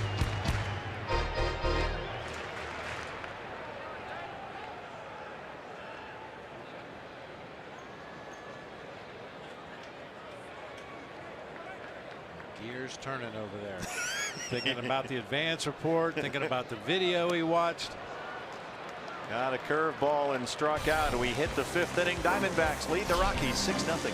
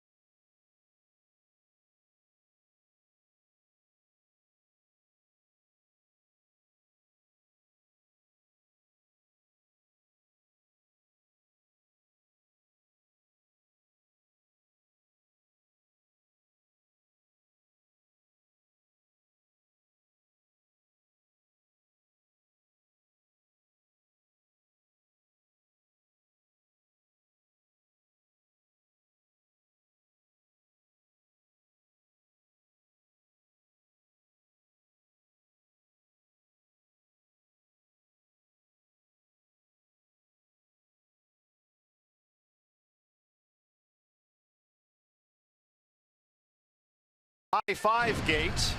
It's the State Farm winning combo. David Peralta, when he's not in the game, likes to be the first guy to welcome his teammates back. Well, he got cut off by Blanco during Players Weekend. Then the Cold War really began. Blanco at Denver on the last road trip snuck in front of the fence to get in front of David. He was really displeased. Well, this was today. Blanco walks, scores to lead off the game. Peralta ready. He gets ignored, but then later on, he comes back, and now it's all good. Hug it out. There you go. That's been fun to watch those two guys monkeying with each other, high-fiving back there in the dugout. Off day for Peralta today, so he's got nothing to do. He's down there driving everybody nuts. D-backs and the Rockies. Steve Berthiaume, Bob Brenly, and Jody Jackson with you. Zach Godley with a 6-0 lead as Gerardo Parra leads off the 5th. Godley has retired the last 7 he's faced. He's only 1 over the minimum through 4. Did you have a teammate like that who just wouldn't sit still and was always in everybody's business all the time? You probably don't want to throw him under the bus. Well, Will Clark was that way. He didn't get very many off days. He was like Goldie. He played just about every inning of every game. But when Will was on the bench, you could hear him all over the ballpark. Because he had that voice, right? He had the voice. He had all the energy that had no outlet because he's just sitting on the bench watching a ball game. Oh, man. We used to go up to Rogers and say, geez, can you put him back in the lineup? He's driving us crazy over here. Well, Peralta is the energy guy even when he's not in the lineup. Parra has one of 2 Colorado hits, a single against Godley back in the 2nd. And they didn't go, Rob Drake. Of course, Dwayne Kuiper, you know, at the end of his career, Dwayne wasn't an everyday player. He'd start a couple games a week, pinch hit a couple times a week. So he was very quietly the instigator on the bench. He would never get caught red-handed doing anything, but he'd always get somebody else to do his dirty work for him. Those are the smart guys. Hold on there, G. Checking with Phil Cuzzy on that 3-0 strike. Bullpen has been busy all day. Chad Bettis knocked out of the ball game after only 7 batters. It's a 5-run Diamondback first. We've seen Russin and Senzatella so far.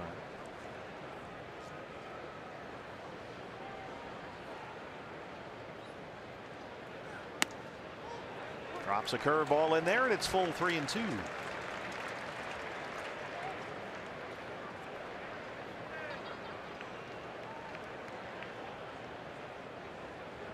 Godley has struck out 4 of the last 5 Rockies he's faced. 3-2 on Gerardo Parra. Chris Iannetta back there today. Off the mound and into center. Parra 2 for 2.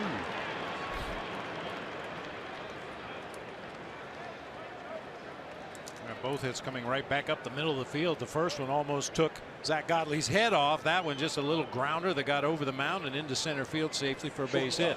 Trevor Story. Well, I have some bad news for you. Uh-oh.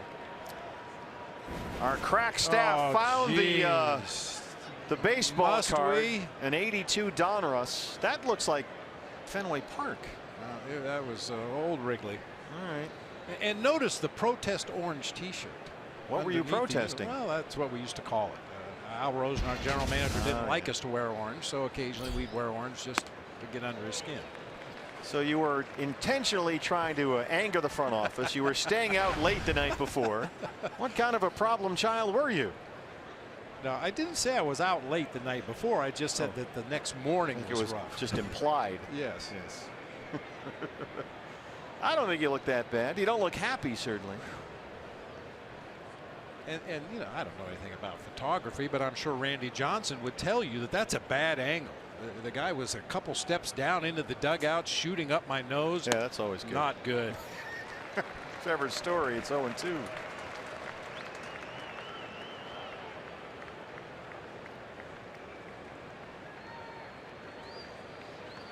You could have smiled or something.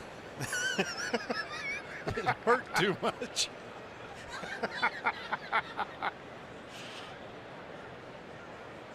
It's a good lesson for the youth out there. I'm not sure what it is, but there's something there. You'll learn. In your own time, you will learn. 0-2.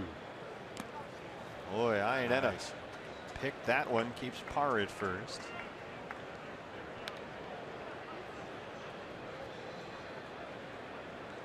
Boy, Parr just never shuts up, does he? I don't think so. He's a lot of fun.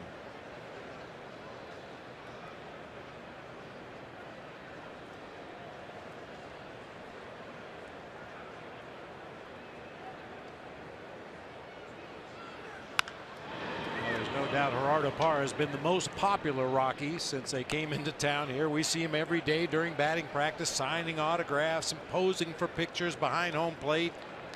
Goes down the right field line to stretch before the game and poses for pictures and signs autographs. He's still a very popular player here in Arizona, and rightfully so. Parts of 6 seasons as a Diamondback. Won a couple of Gold Gloves in the outfield here in Sedona Red. Missed with that cutter. It's 2-2. Godley falling off the mound again. And Desmond hit into a double play to end the second, his first time up.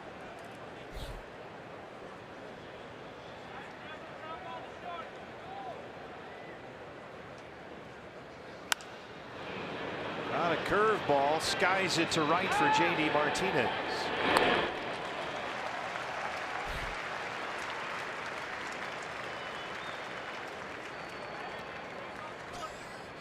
Parra went back to tag up on that routine fly ball into right field. JD saying go ahead and run.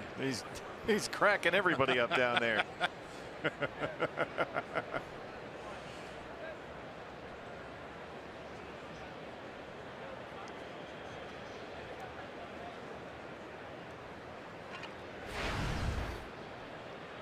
Desmond still just 1 hit in the series, a double in his last at bat last night.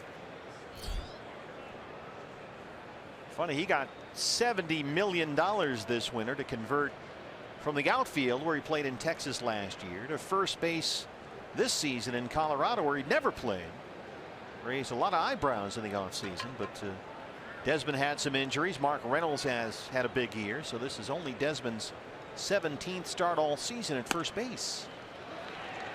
Now, this was one of the big topics of conversation during the hot stove season.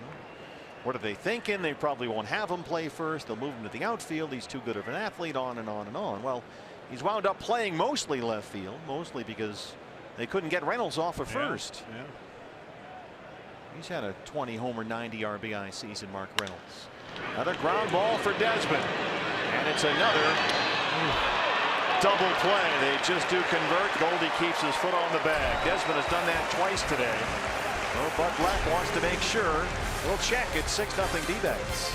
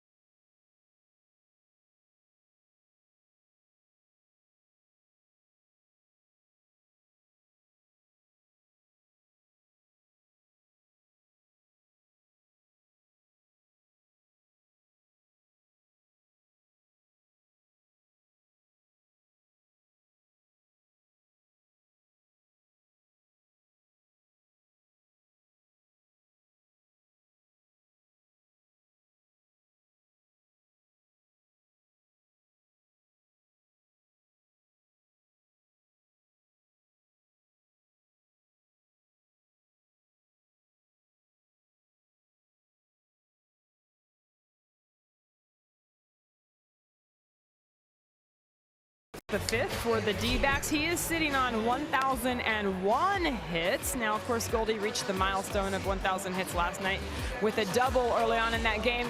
And he made it clear after the game he's really not looking to hit any particular number, doesn't even really understand these markers that we like to look at, like 500, 1,000, and on. But he did get the ball and the lineup card, and as Paul told me, yeah, it's good to have.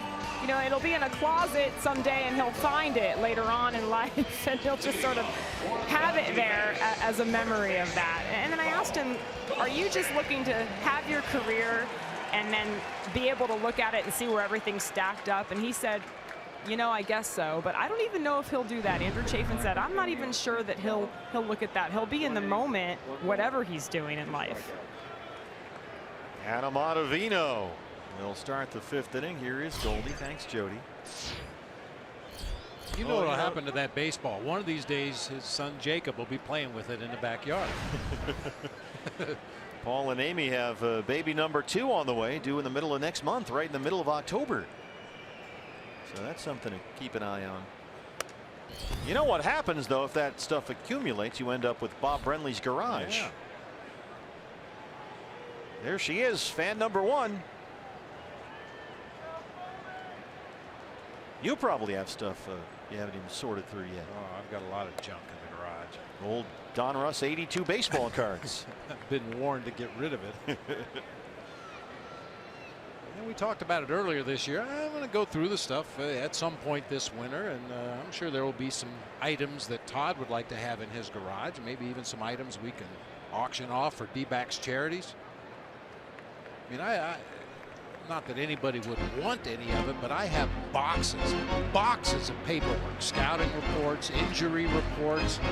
Every piece of paper that came across my desk went into a file. Yeah, and then when I got fired, it all went from the file into a box and into my garage. And could be some valuable info in there. Could be.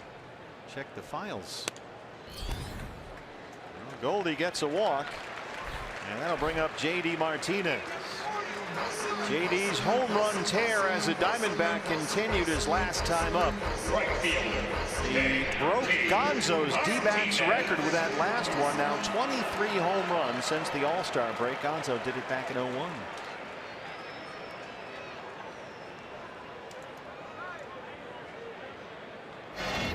This one led off the third. I'm not sure if Gonzo ever hit an opposite field home run. He had that open stance, back foot close to the plate, front foot wide open toward right field, and just looked to lift that ball in the air to right. Look out.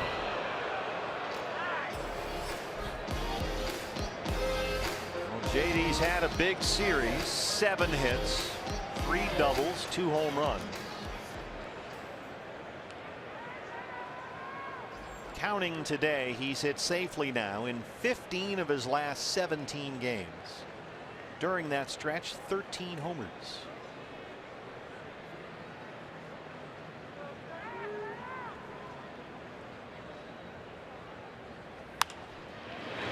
Just by Desmond and into right. Goldie takes the turn. He'll get third base.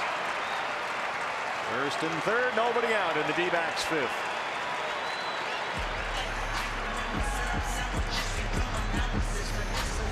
Desmond holding on Goldie down there at first base.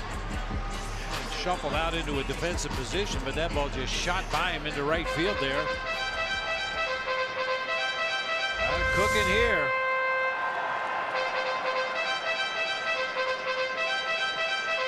Brandon Drury, a bases loaded walk for an RBI in that 5-run D-backs first. He's 0 for 1. Goldie at third, JD at first, nobody out.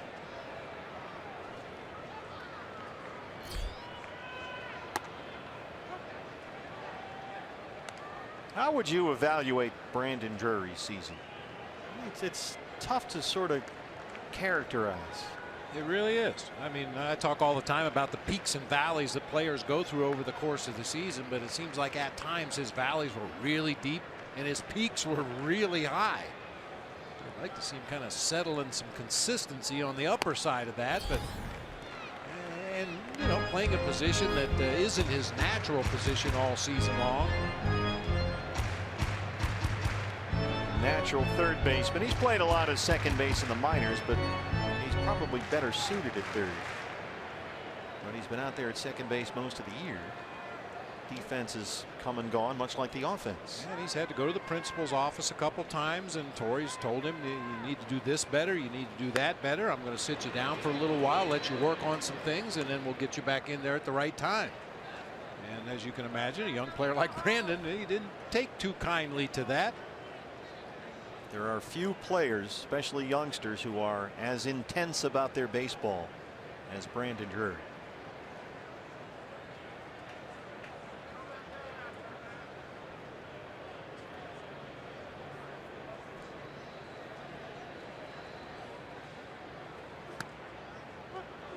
Dropped the slider in there, just caught the corner. 2-2. I don't know if you can notice, and I don't know if Brandon will oblige here. He has an earplug in that right ear. I'm not sure if that's to block out the stadium noise so he can really focus on that pitch, or whether he's got an earache. I'm not quite sure. Oh yeah, there it is. You can see.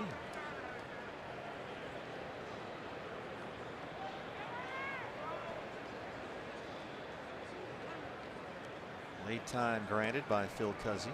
Or he might just have some gum in there. Yeah, could be saving it for after the at bat. Yeah, makes sense.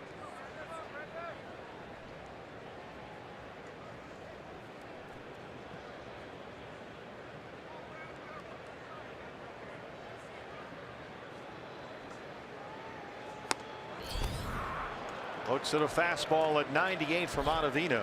1 down.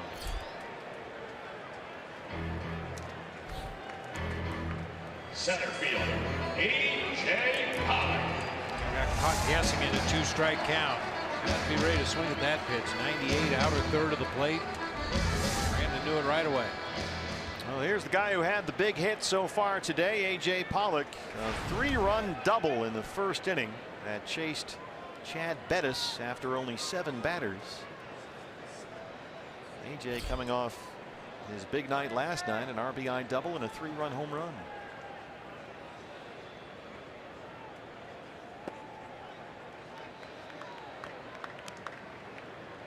It's his 3rd at bat of the ball game, and AJ's facing his 3rd different pitcher.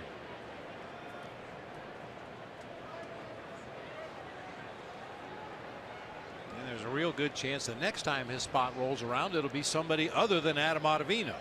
See you in September.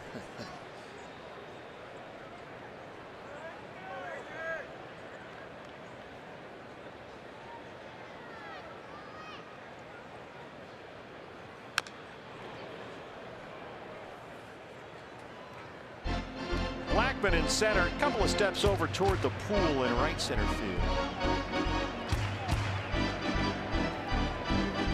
AJ's been hitting the ball in the left center a lot lately. There's a lot of room out there right now.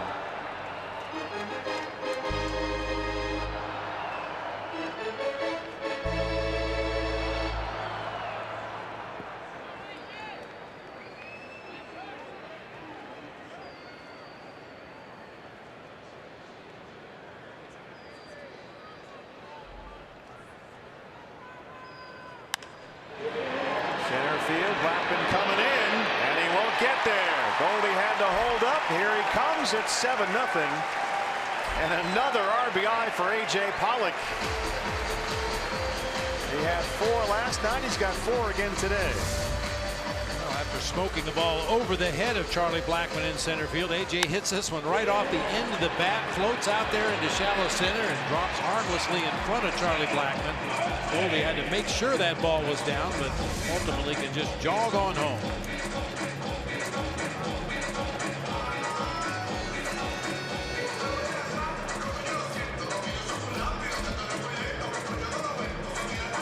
Chance for Ketel Marte. He's 0 for 2. You've got J.D. at second and A.J. at first.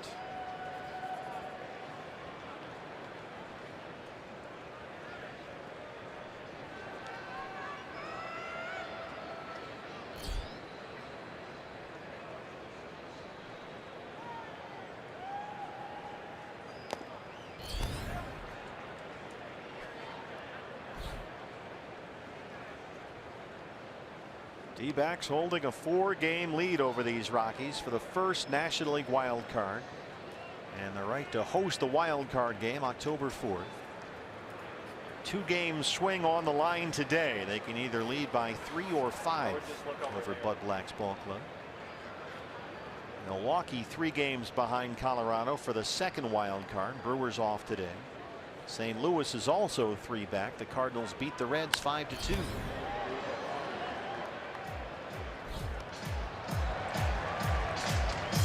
So the Diamondbacks, if they can hang on, will be 5 up in the wild card with 15 to play. Right where they were when this series against the Rockies started. All good. And what's important at this point late in the year, you're just Xing off dates on the calendar. Yep. So even if you split and maintain the status quo, you're ahead because the Rockies are running out of ball games.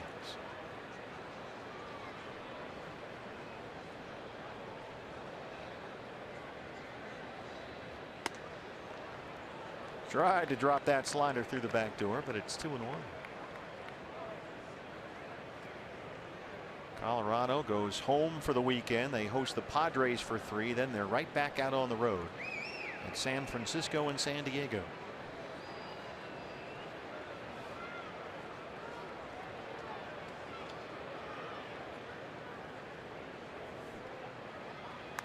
That's the same 2 places we're about to go to. We're on an airplane after this game. First of 3 against the Giants at AT&T Park tomorrow night.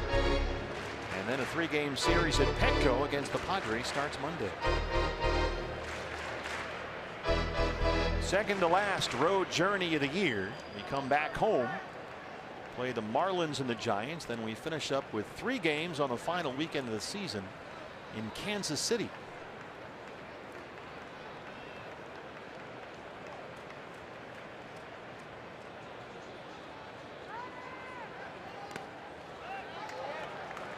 Marte doesn't bite on the slider. Full count, 3-2. Godley, the pitcher, on deck.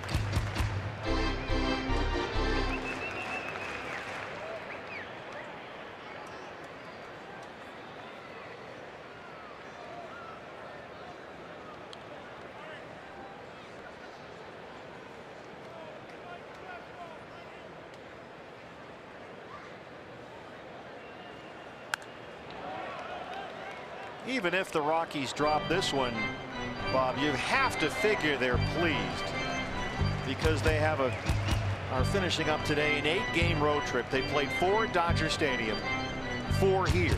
So that's 8 huge games on the road, division rivals, the whole thing. And even if they lose today, they finish up 6-2 on that trip. Take that every day of the week and twice on Sunday. Yeah. So they might leave here not having gained any ground since Sunday, but big picture, it's not a bad trip at all for Colorado. Marte strikes out on a slider. You know, we've talked a lot about the Marlins coming in here, not this weekend, but the following weekend. And encouraging the fans to come out and watch Giancarlo Stanton take batting practice. The Marlins are actually in Colorado after they're here. Now, you know, Grateful Dead has the dead heads that follow them on tour, and Jimmy Buffett has the parrot heads, and who was it, Ricky Williams, that retired from football to chase Lenny Kravitz's tour around the country for a summer. It's a good career move, yeah. Well, if you're a batting practice home run fan, you should be following the Marlins on that trip.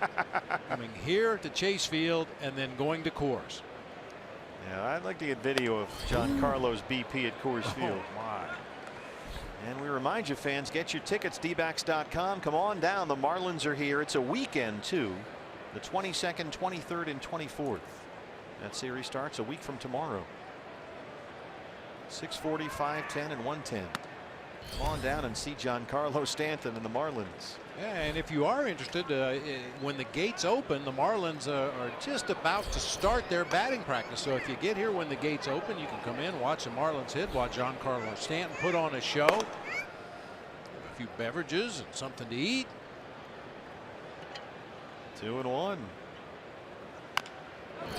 Excuse me, check swing. Arenado charges and retires Godley. Diamondbacks get one more. They lead at 7-0.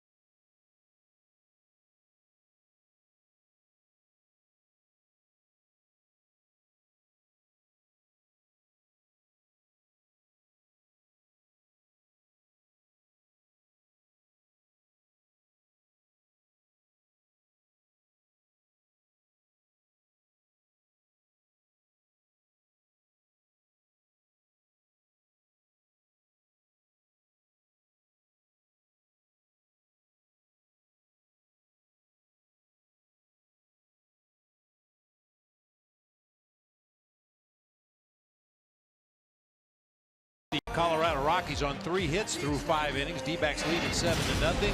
Time to take a look back at baseball history, brought to you by Geico. Oh no. This is my favorite day of the year. Oh no. 4 errors in 1 inning. Bob Brenly at third. Oh no. But the best part of this story is one of these was a double error, right? Yeah, the second. Was the happy ending, the walk-off homer. It's remarkable that I was still in the game. Well, that's Roger Craig, though, right? I mentioned it at the time, and I've talked about it every year since then. Oh, thank you very much for that, E. That's great. We need 3 more. Yeah, Roger was one of those guys, a lot like Torrey, that looked for moments in the game. Pitcher stand up and strike out a guy in a tough situation, or a batter come off the bench and get a big pinch hit. And I think Roger sensed that this is a chance for a moment here. The game could not have started any worse. 4 errors in 1 inning to allow 4 runs to score. Now, what inning was the errors again? It was early, right? 4th inning. Yeah. 4th inning. Yeah. And you were playing third, but you didn't. I was in the original starting lineup as a catcher and had my gear on, sitting in the dugout, waiting for the game to start. And it was literally 5 minutes before game time. Hey, you're going to have to play third today.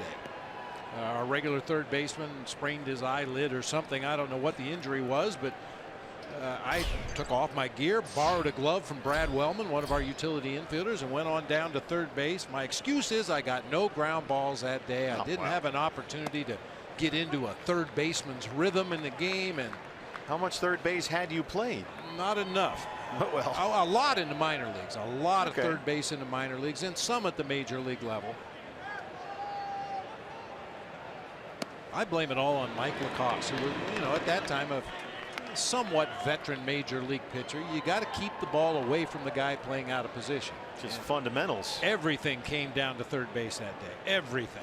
But then at some point in the game, he went back behind the plate, right? Yeah. Okay. I mean, come on. Well, yeah, something had to be done.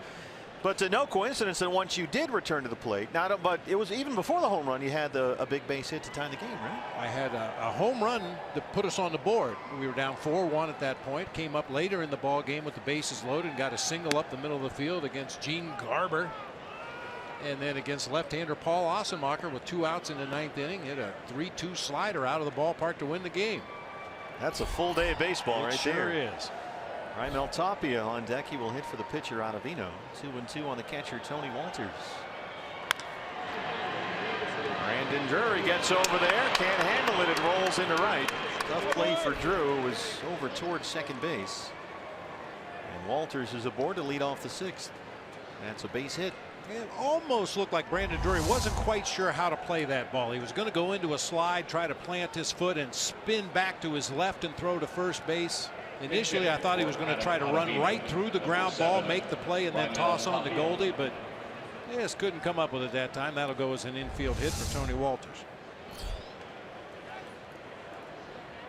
Just the 4th hit for Colorado. Raimel Tapia struck out as a pinch hitter Monday and again last night. 282 and 2 homers. Double play chance here. Drury, Marte for 1, and they roll it. That's the 3rd double play turn today behind Zach Godley. Good redeemer right there for Brandon Drury. Wasn't able to make that tough play to his left in the hole, but got the ball quickly to Marte, who completes that double play. That's taking care of business. Charlie Blackmon 0 for 2. Yeah, we're told he does have an earplug in his left ear as well. We'll have to ask him about that. I would venture a guess that it's all about his focus. He doesn't want anything to disturb his focus, including crowd noise. He is always locked in. Put the shift on now for Blackmon as Marte gets over there. Right in front of second base umpire Mark Ripperger. Blackmon still only 1 hit in the series. That was his double to lead off Monday's opener.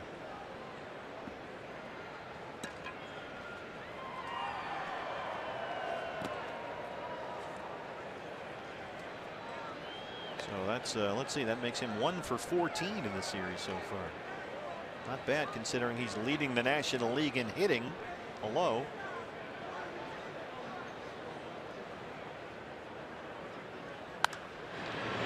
long, by the way, was the regular guy out with that sprained eyelid? Because that can linger. It was just day to day. Oh, all right, just day to day. They took an MRI and Wanted to make sure. shot it full of cortisone. Get him out. Get him out there. Tape an aspirin to it.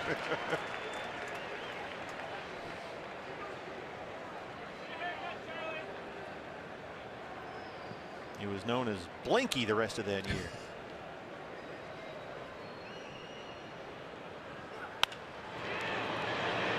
A.J. Pollock in center. Zach Godley, 6 scoreless, 7-0 Diamondbacks.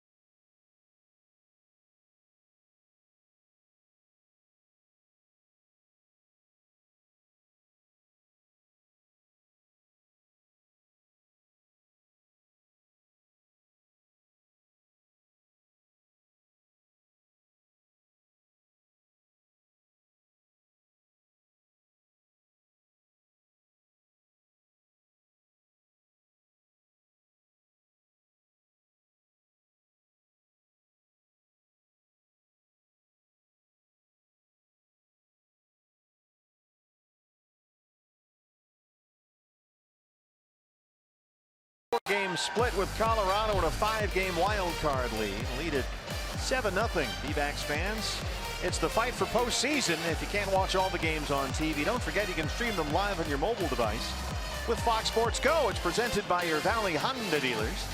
Download the free app. Take Fox Sports Arizona and the D-backs with you wherever you go. Zach Roscoff, the left-hander, is on from the Colorado bullpen. We saw him work the last 1 2/3 innings last night. Charlie Blackmon's series is over. Raimel Tapia stays in the game, and he will play center field. Pitcher spot now first in the Colorado order. Gregor Blanco has walked twice, scored a run. He'll lead off the D-back 6th.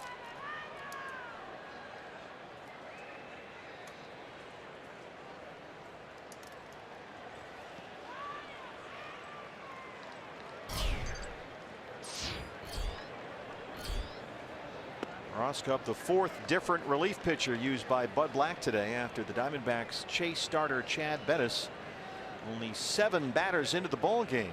A.J. Pollock had a 3-run double that made it 5-0, and that was it for Bettis. We've seen Russin, Senzatella, Ottavino, and now Roscoff. 0-2 on Blanco.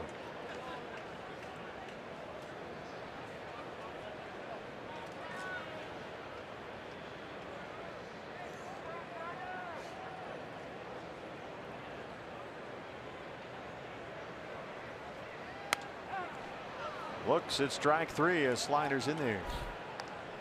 Hey fans, we invite you to participate in Gila River game nights by signing up at one of the interactive kiosks located at Chase Field during any D-backs home game. Chris Iannetta, a pair of doubles.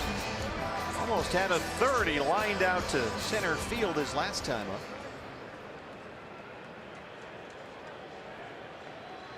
Both times Chris has hit the ball almost exactly where Raimel Tapia is standing right now, over almost toward left center.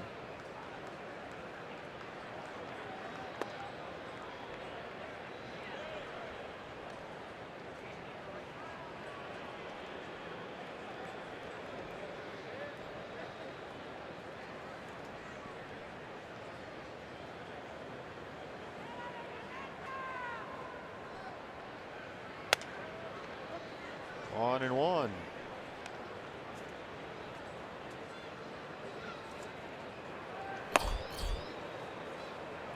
Wild thing. You make my heart sing. Look out. Carlos Estevez. Fastball up, and it's 1-2. Ross Cup, this is his third stint with the Rockies this year. Just brought up from AAA Albuquerque with September rosters. Acquired from the Cubs in a trade back in June. Iannetta hard to left. Parr is able to scoop it, and Chris has his third hit today. Boy, that was a rocket off the bat. Barreled the ball 4 times today. Took a great play by Charlie Blackmon to retire him back in that 4th inning. That one almost handcuffed Gerardo Parr out there in left field. That's how hard that ball was hit. One out base runner for Jake Lamb. Jake 0 for 2. He walked and scored in that 5-run D-backs first.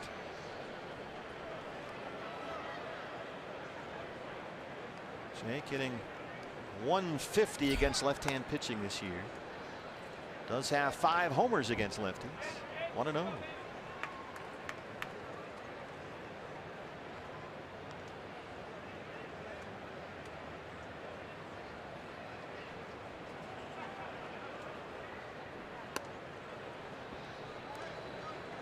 Three other day games today. Cardinals won at home over the Reds 5-2. So St. Louis only 3 games behind the Rockies right now for the second wild card spot.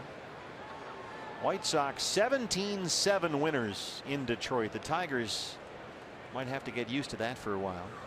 Michael Brenly's Red Sox beat Oakland at Fenway Park today 6-2. Nice going. Now that White Sox game, they had the 3rd most hits in franchise history. 25 base hits, producing those 17 runs. That's a long day. Woo. At the Comerica Park. Big game James. Plenty of run support there. Walters keeps that slider in front. Iannetta's at first. 3-1 now on Lamb with Goldie on deck.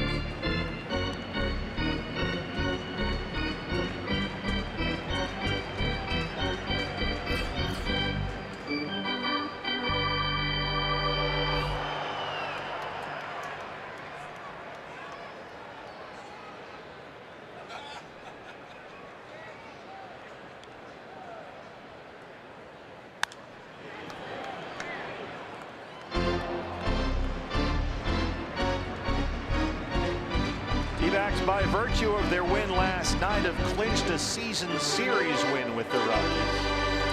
They lead at 10-8 as of this moment. It's like having an extra game lead on Colorado, because as we mentioned, if the Rockies and Diamondbacks finish tied for the first NL wild card, the tiebreaker is head-to-head.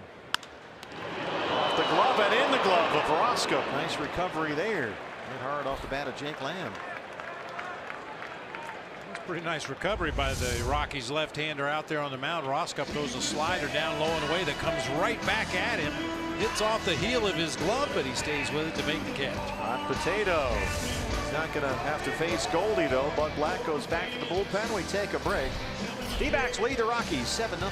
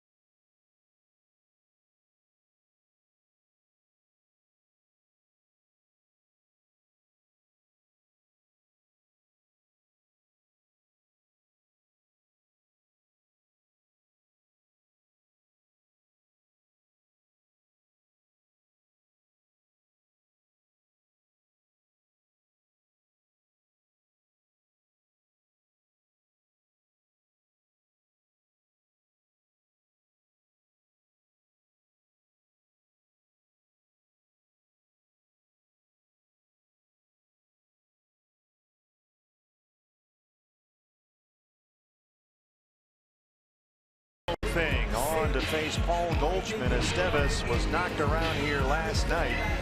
Although he struck out Goldie to lead off the 7th, he's the one that gave up the A.J. Pollock 3-run homer last night. They call him Wild Thing because his last name is Estevez, as in Charlie Sheen, as in the movie.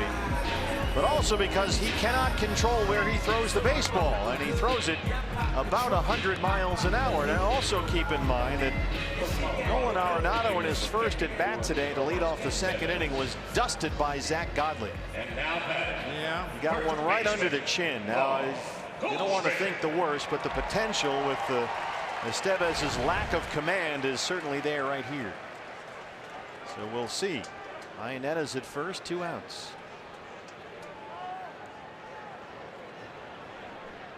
Ball up is what Walters called for. Yep. Look out. Inside off the plate, but Goldie liked it enough to take a hack at it. Well, I asked you earlier if Bud Black would sort of file that away when Arenado was knocked down to open up that inning. Again, up and in.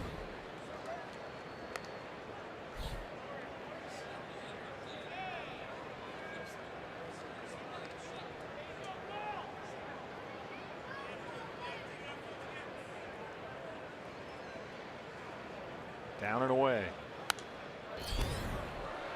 Well, if indeed you feel the need to retaliate for the pitch up and into Nolan Arenado, you bring in the guy who's angry from the night before getting his brains pounded in, and he throws 100. That's very true. I don't manage anymore, but if I was going to go after somebody on the other team, this is the guy I would want on the mound. He's got a reputation for being wild. He throws hard and he's mad. Went back up and in and struck out Goldie with a 99-mile-an-hour fastball. We head to the 7th. It's 7-0 D-backs.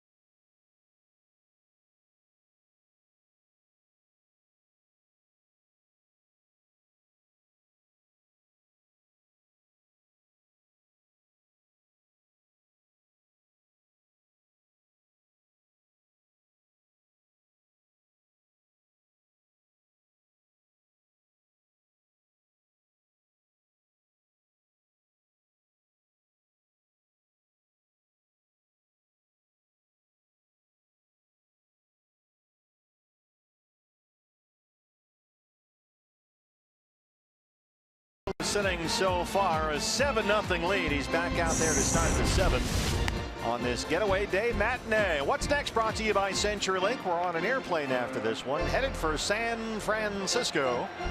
Robbie Ray on the mound tomorrow night at AT&T Park against the Shark Jeff Samardzija. Then how about this one Saturday? Greinke and Mad Bum. And then Sunday afternoon, Taijuan Walker and Chris Stratton. And it's off to San Diego for 3. Zach Godley, 6 scoreless. He's given up only 4 hits. He has not walked a batter. Zach has 5 strikeouts. DJ LeMahieu leads off the 7th. He's 0 for 2. Boy, not only has Zach been really good today, he's been very economical. 12 outs on 4 pitches or fewer. He's had 9 0-2 or 1-2 counts. 5 of his strikeouts, 3 of them have been looking. And you know what's really helped him? After every single base hit, 2 of them were back-to-back. He's had a double play ball. Yep. So maybe a chance to get a few more than 21 outs, which is always the target for Torey Lovullo's starters.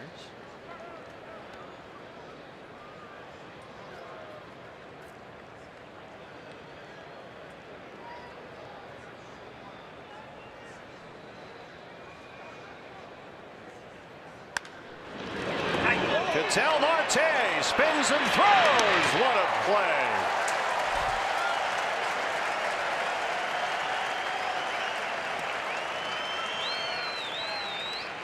Boy, he's had a really good defensive series against the Rockies. Goes to the backhand here. Once again, stops his momentum with his foot. Had plenty of time to stand up and make an accurate throw to get LeMahieu that time. He's so fluid out there. There's just a smoothness to everything he does.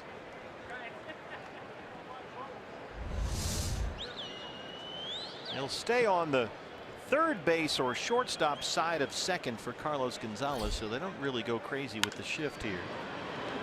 Cargo gets a curveball he fouls off. He's 0 for 2 so far.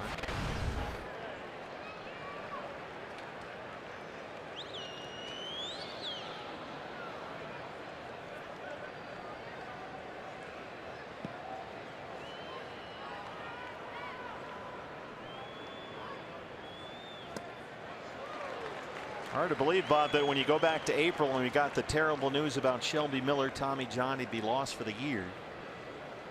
And it's easy to forget because he's pitched so well over the last several months. But when Zach Godley first got that spot in the rotation, it was very much on a case-by-case basis.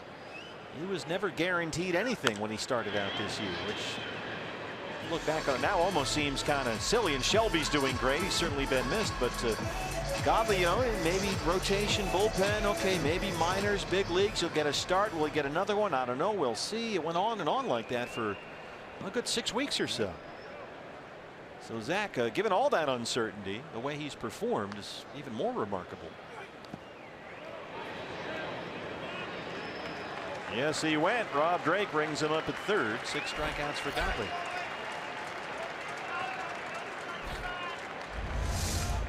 Third baseman, Good look at it from the low third camera here. Very close.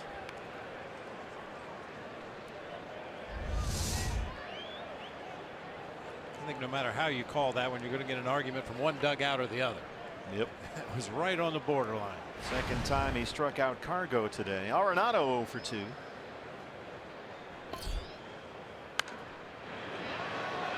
Got another fastball up and in.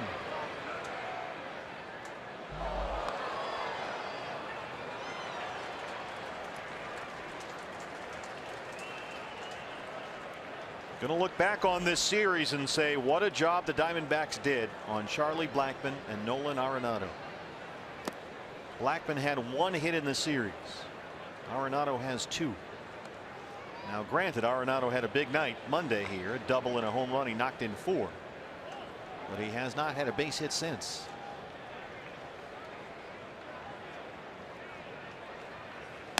And for a guy who's leading the majors in RBIs and will for a 3rd consecutive year, he's not had an RBI since Monday.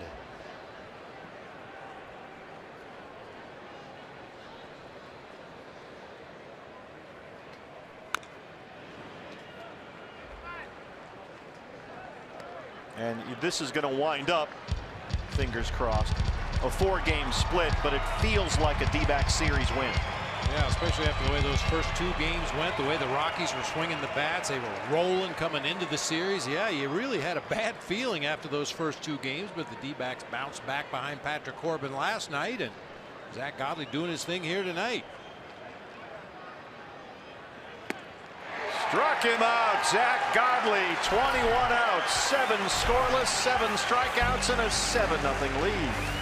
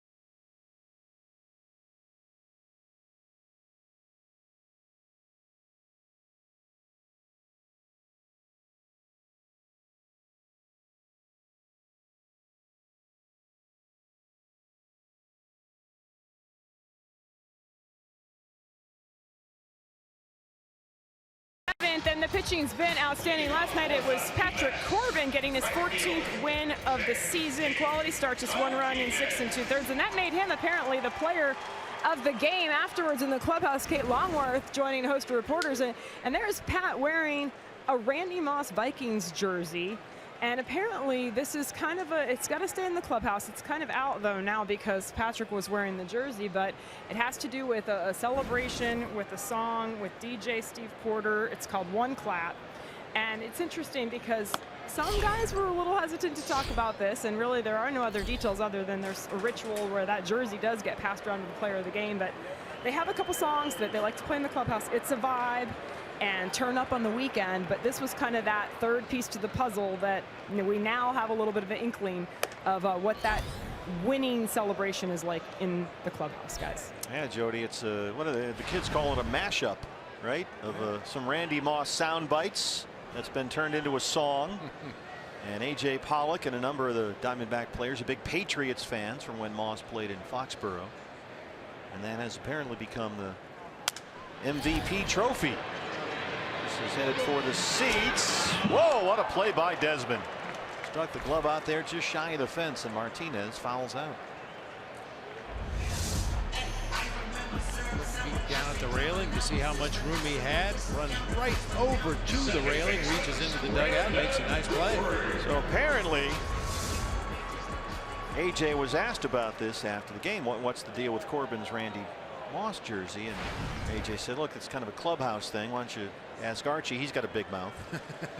And Archie wouldn't say anything. So Patrick admitted, he kind of screwed up because he wore the jersey because he pitched so well last night. But then he was forced to explain it to everybody. And so he had to sort of be the spokesman there for the whole Randy Moss jersey thing. That might cost you in kangaroo court. Yeah. You can't divulge those kind of secrets. I think you're supposed to wait until the press leaves the clubhouse, then put it on. Not sure, but anyway, that's the way it went down last night.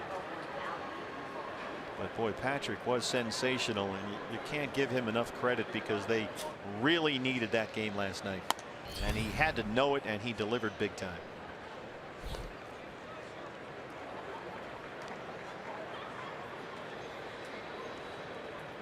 Boy, that slider was just vicious last night. Patrick Corbin, 6 2/3, gave up only 1 run, 4 hits, had 7 strikeouts, and got his 14th win of the year. 3-1 now on Brandon Drury.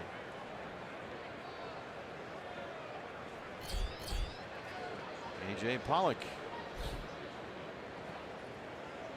A.J. has an RBI single and a 3-run double today. Struck him out 100 miles an hour. Or pardon me, 3-2.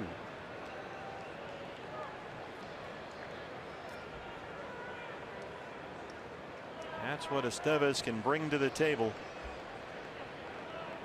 Walters wants it one more time. Popped up. Shallow right, and Salas coming in. LeMahieu drifting out. 2 down. So here is AJ. 3-run double in the first, part of that 5-run first inning. And an RBI single in the 5th, his last time up.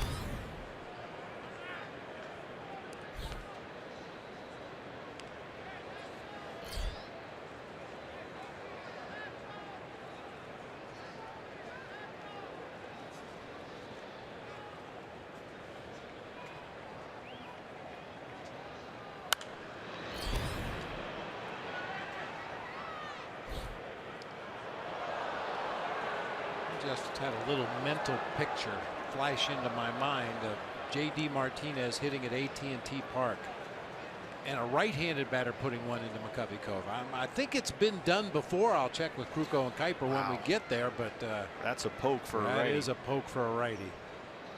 Knock a few into Triple's alley anyway. Pop straight up Walters.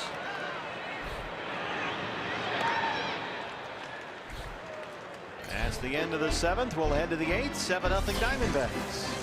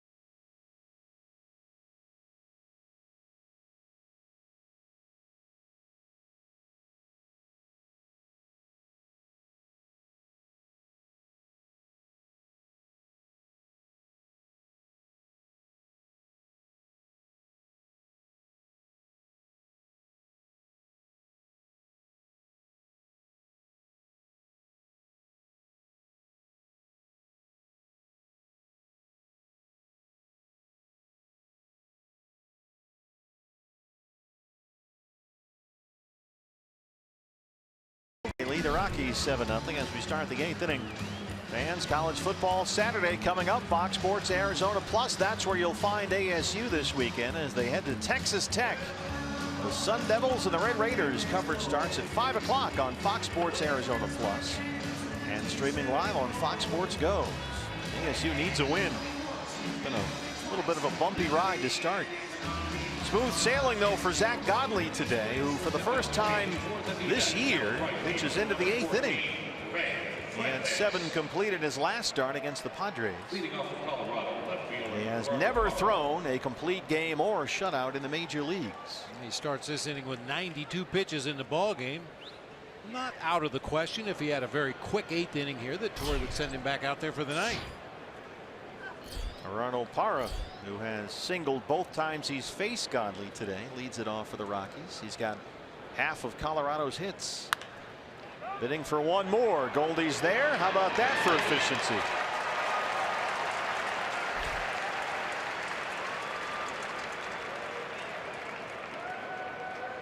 Zach Godley does absolutely nothing slowly.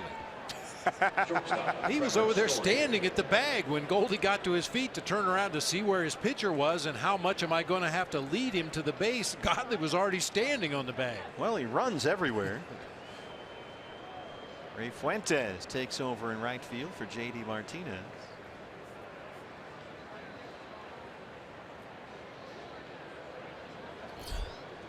Trevor Story has singled and flied out, 1 for 2.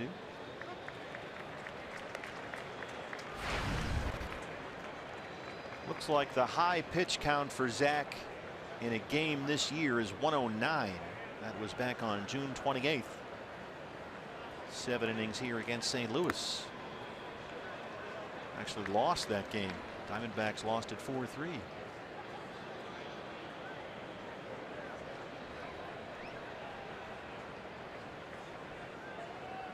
He's been over 100 pitches in each of his last 7 starts, so this is not unfamiliar ground. Missed upstairs with that cut fastball. 2-1.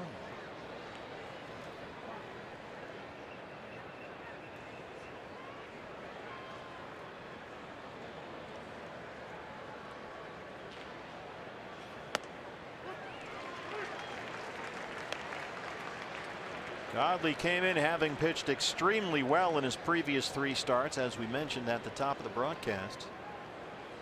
2-0 in his last 3. An ERA under 3.5. Beat the Dodgers here. Beat the Rockies at Coors Field when he gave up only 3 hits in 6 innings. And was outstanding in his last start here against the Padres. 2 runs in 7 innings with 9 strikeouts. That curveball was outstanding for Zach in that start. Retired at one point 16 batters in a row.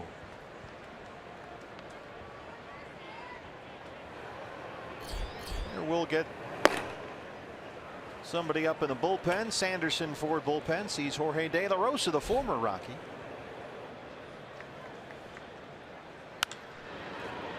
Sky to left center. Blanco's over there calling off Pollock.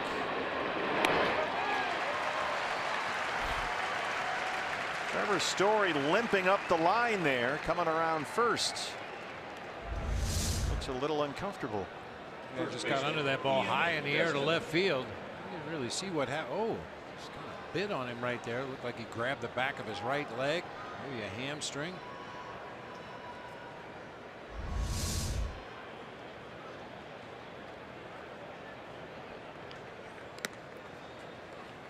Ian Desmond, the first baseman today, has twice hit into a double play. He's 0 for 2.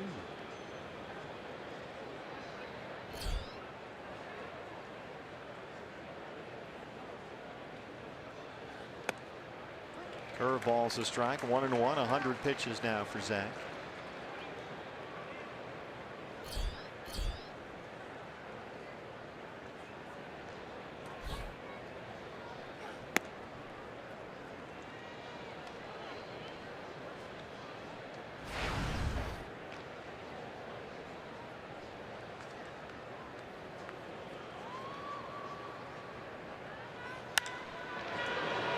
Right center, and that'll get to the wall. 2-out double for Desmond, his 11th of the year.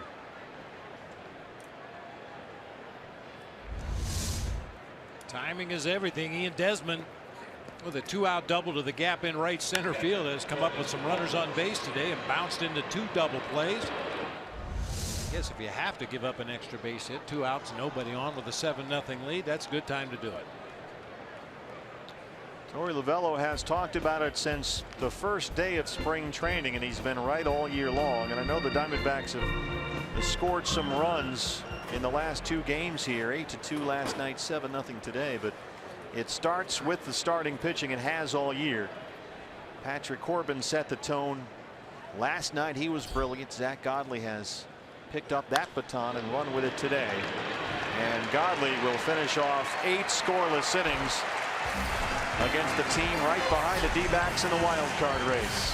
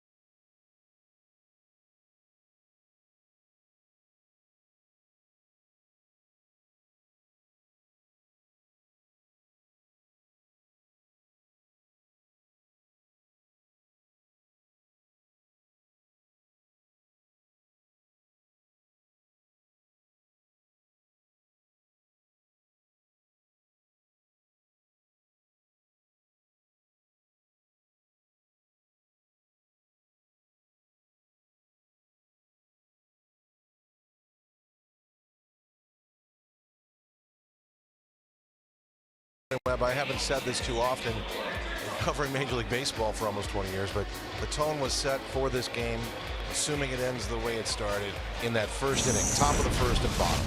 Top of the first, Zach Godley comes out, gets a really quick inning, 9 pitches. They busted out, get Bettis out in the first inning. The Rockies starting pitch That's all she wrote. We have lots to talk about when we reconvene, but the game has to conclude first. So let's get it back to the booth. Steve and Bob, take it away. We'll see you right after. Yeah, totally agree, Todd. It was a 1-2-3 first for Godley, 5 in the home half, and Diamondbacks were off and running. Godley ran into the dugout, put his batting helmet on.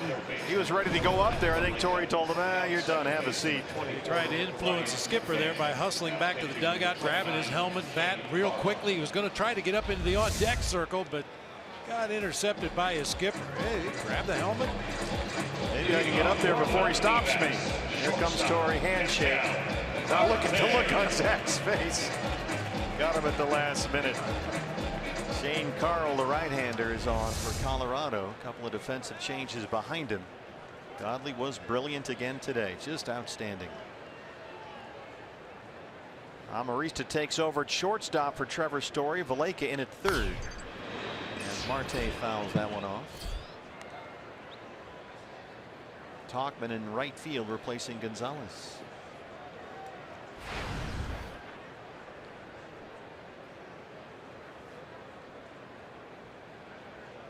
Ildemaro Vargas out in the on-deck circle. He will hit for Godley.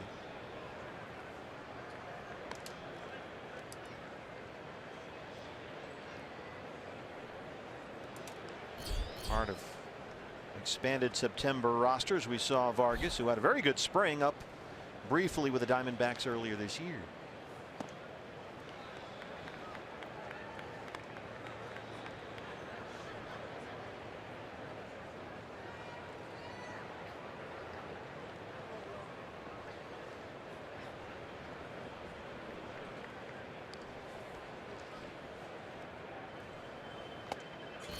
Three and one.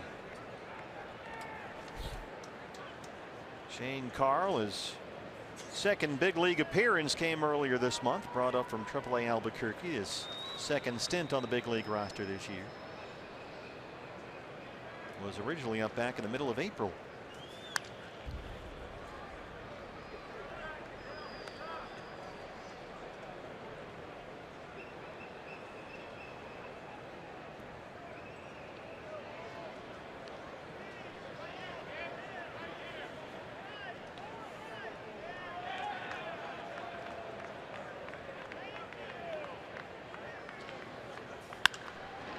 Out of play.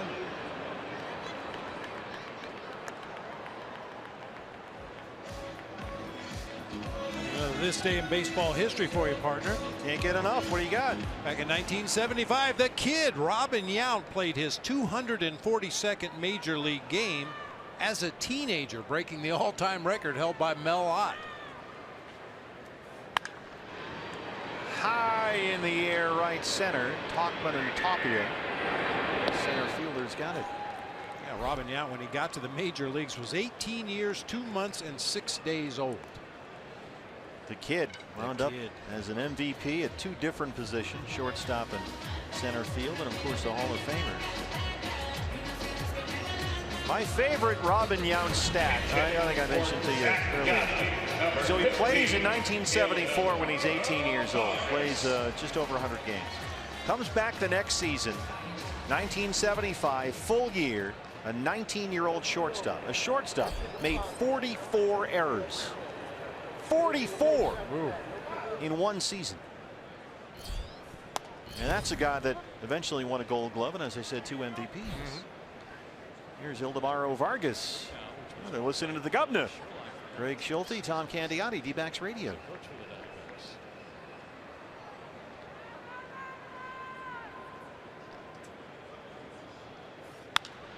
Vargas gets one in the air, right center. Tapia one more time. Hey fans, this is definitely our season, and the D-Backs are in a fight for postseason play. Don't miss out on any postseason action this year. Register online for the opportunity to get tickets. Visit dbacks.com/postseason for more information. Gregor Blanco 0 for 2. He has walked twice, scored a run.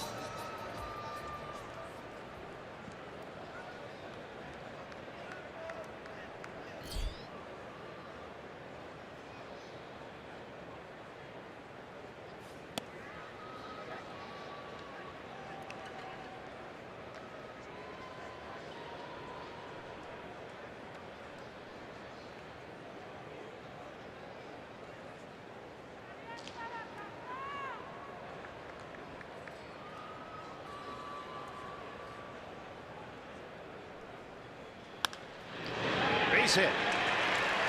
Bounces one into right field, a 2-out single. And we'll get one more look at Chris Iannetta, who has hit 4 absolute rockets today. Catcher, Chris Iannetta. He's got 2 doubles and a single, a line out to center.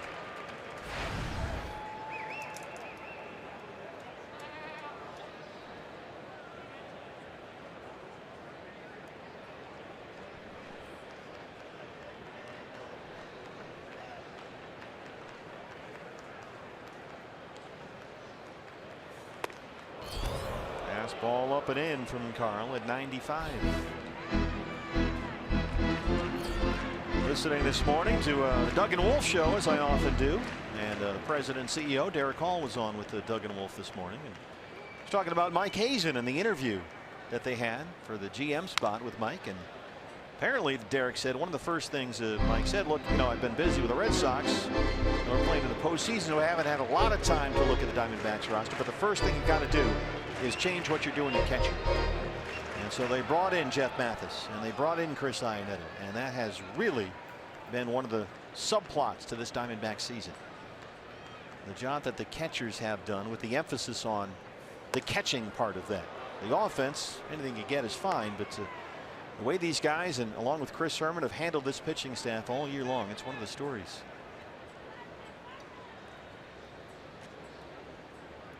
Especially with a relatively young starting rotation like the Diamondbacks have, so important.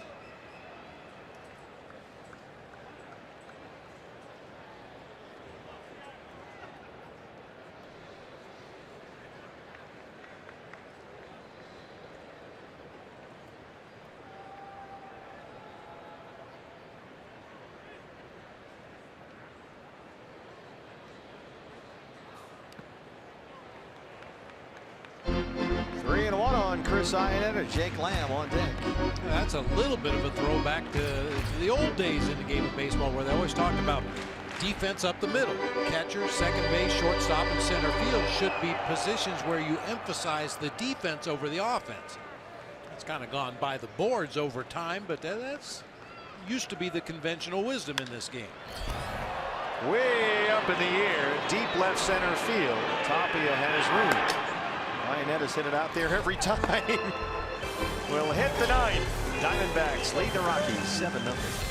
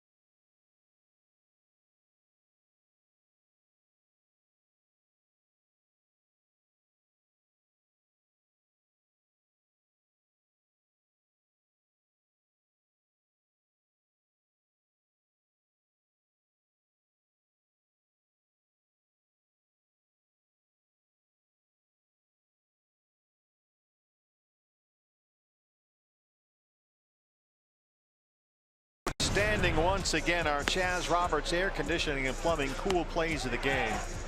8 scoreless innings. He gave up 5 hits, did not walk a batter, had 7 strikeouts. And if you ask a scout about this game, or even a casual fan, they talk about the Zach Godley curveball, but he had real good command of the cutter today. He pounded some fastballs in that strike zone when the Rocky hitters were looking for a curveball. Just had it all going on today.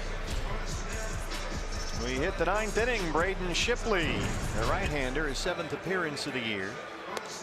We'll finish this one off. Got some defensive changes all over the diamond. John Ryan Murphy is back there. Our second look at him. So a whole new battery for the D-backs, as it's Shipley on the mound and John Ryan Murphy behind the plate. Ray Fuentes moves from right field to center field, replacing A.J. Pollock. Jeremy Hazelbaker takes over in right. Adam Rosales, new first baseman. Christopher Negron takes over at shortstop for Ketel Martinez. Leading off for Colorado, center fielder Raimel Tapia. Ildemaro Vargas remains in the game as well, replacing Brandon Drury at second base. Raimel Tapia leads off the Colorado ninth.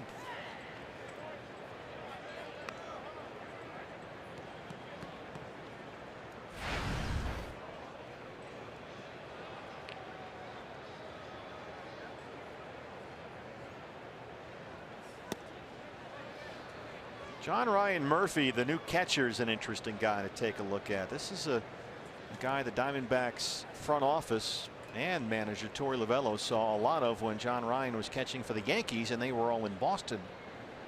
They liked him. They liked the way he conducted himself back there. A very good pitch framer.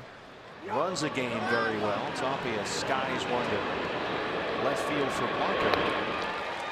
I think thought that there was a lot there with the bat. It didn't really have a chance to develop in New York because they had Sanchez there. So Murphy ran out of options, was traded to Minnesota.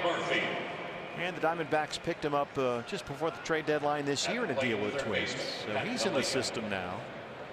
He's been catching a lot of bullpen sessions, familiarizing himself with some of these Diamondbacks pitchers. So he's the guy we may see behind the plate down the road here very soon.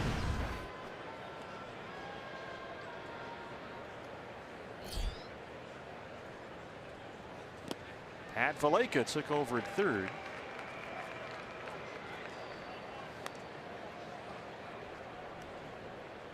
Valaika's first at bat today. 249, 11 homers, 3 for his last 29 up there.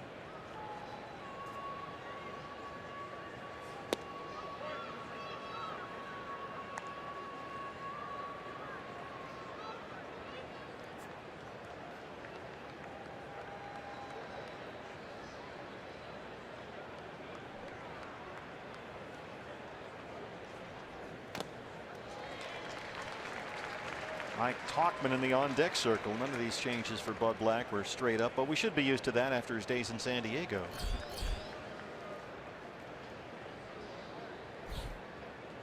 Denorfia now in right. Denorfia now in left. Denorfia now in center. And that was in the same inning. Yeah. Always a challenge.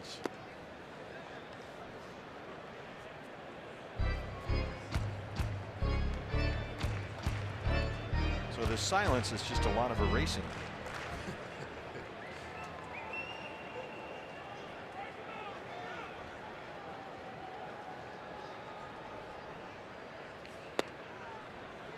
Fastball missed, full count, 3-2.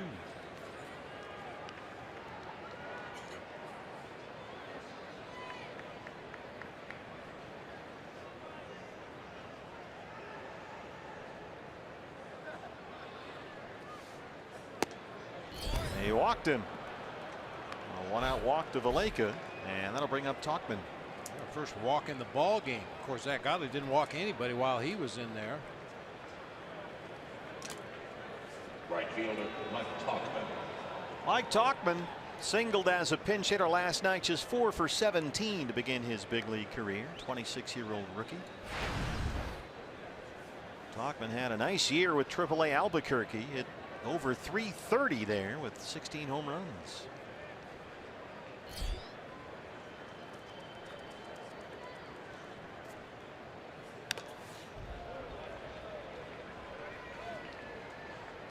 And we got a piece of Phil Cuzzy's mask back there. He said, let's go, let's keep playing. Hey, one of the other baseball histories I had for today, partner, one of the coolest of all time, had to be one of the coolest, at least for Dad. Ken Griffey Sr. and Jr. both homered in the same game in 1990, playing for the Seattle Mariners. That was a big deal. How great is that? Yeah, I remember that day. Shipley jumps ahead 0-2.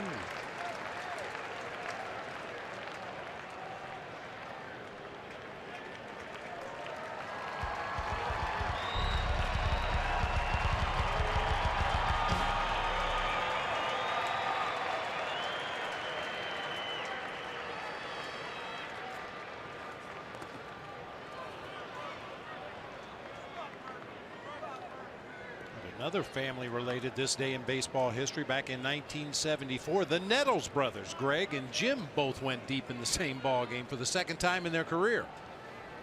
I had forgotten there was another Nettles brother.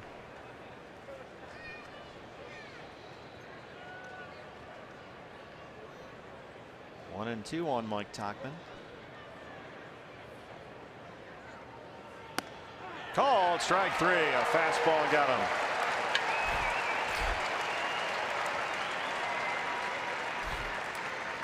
It'll be up to Alexi Amarista, last man standing for Colorado. Brandon Webb, Todd Wall standing by. D-backs live, presented by CenturyLink. The postgame show follows.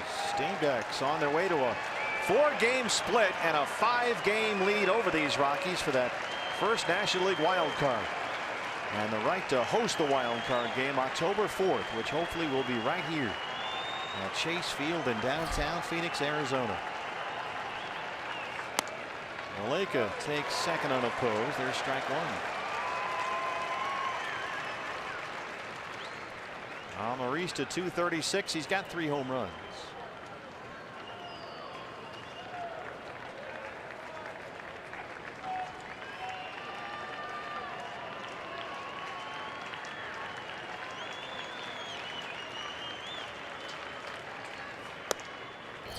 Fastball misses up. It's 1-1.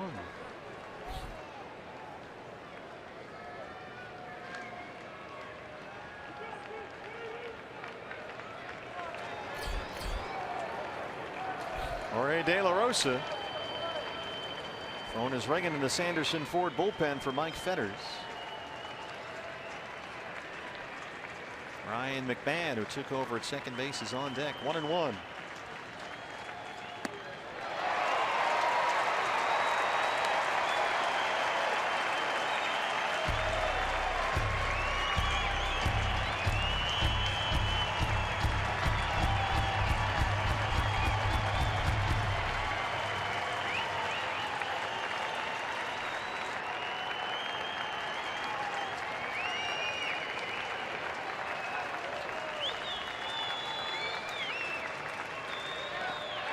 Swing and a miss, and there's the ball game. The Diamondbacks get the 4-game split with a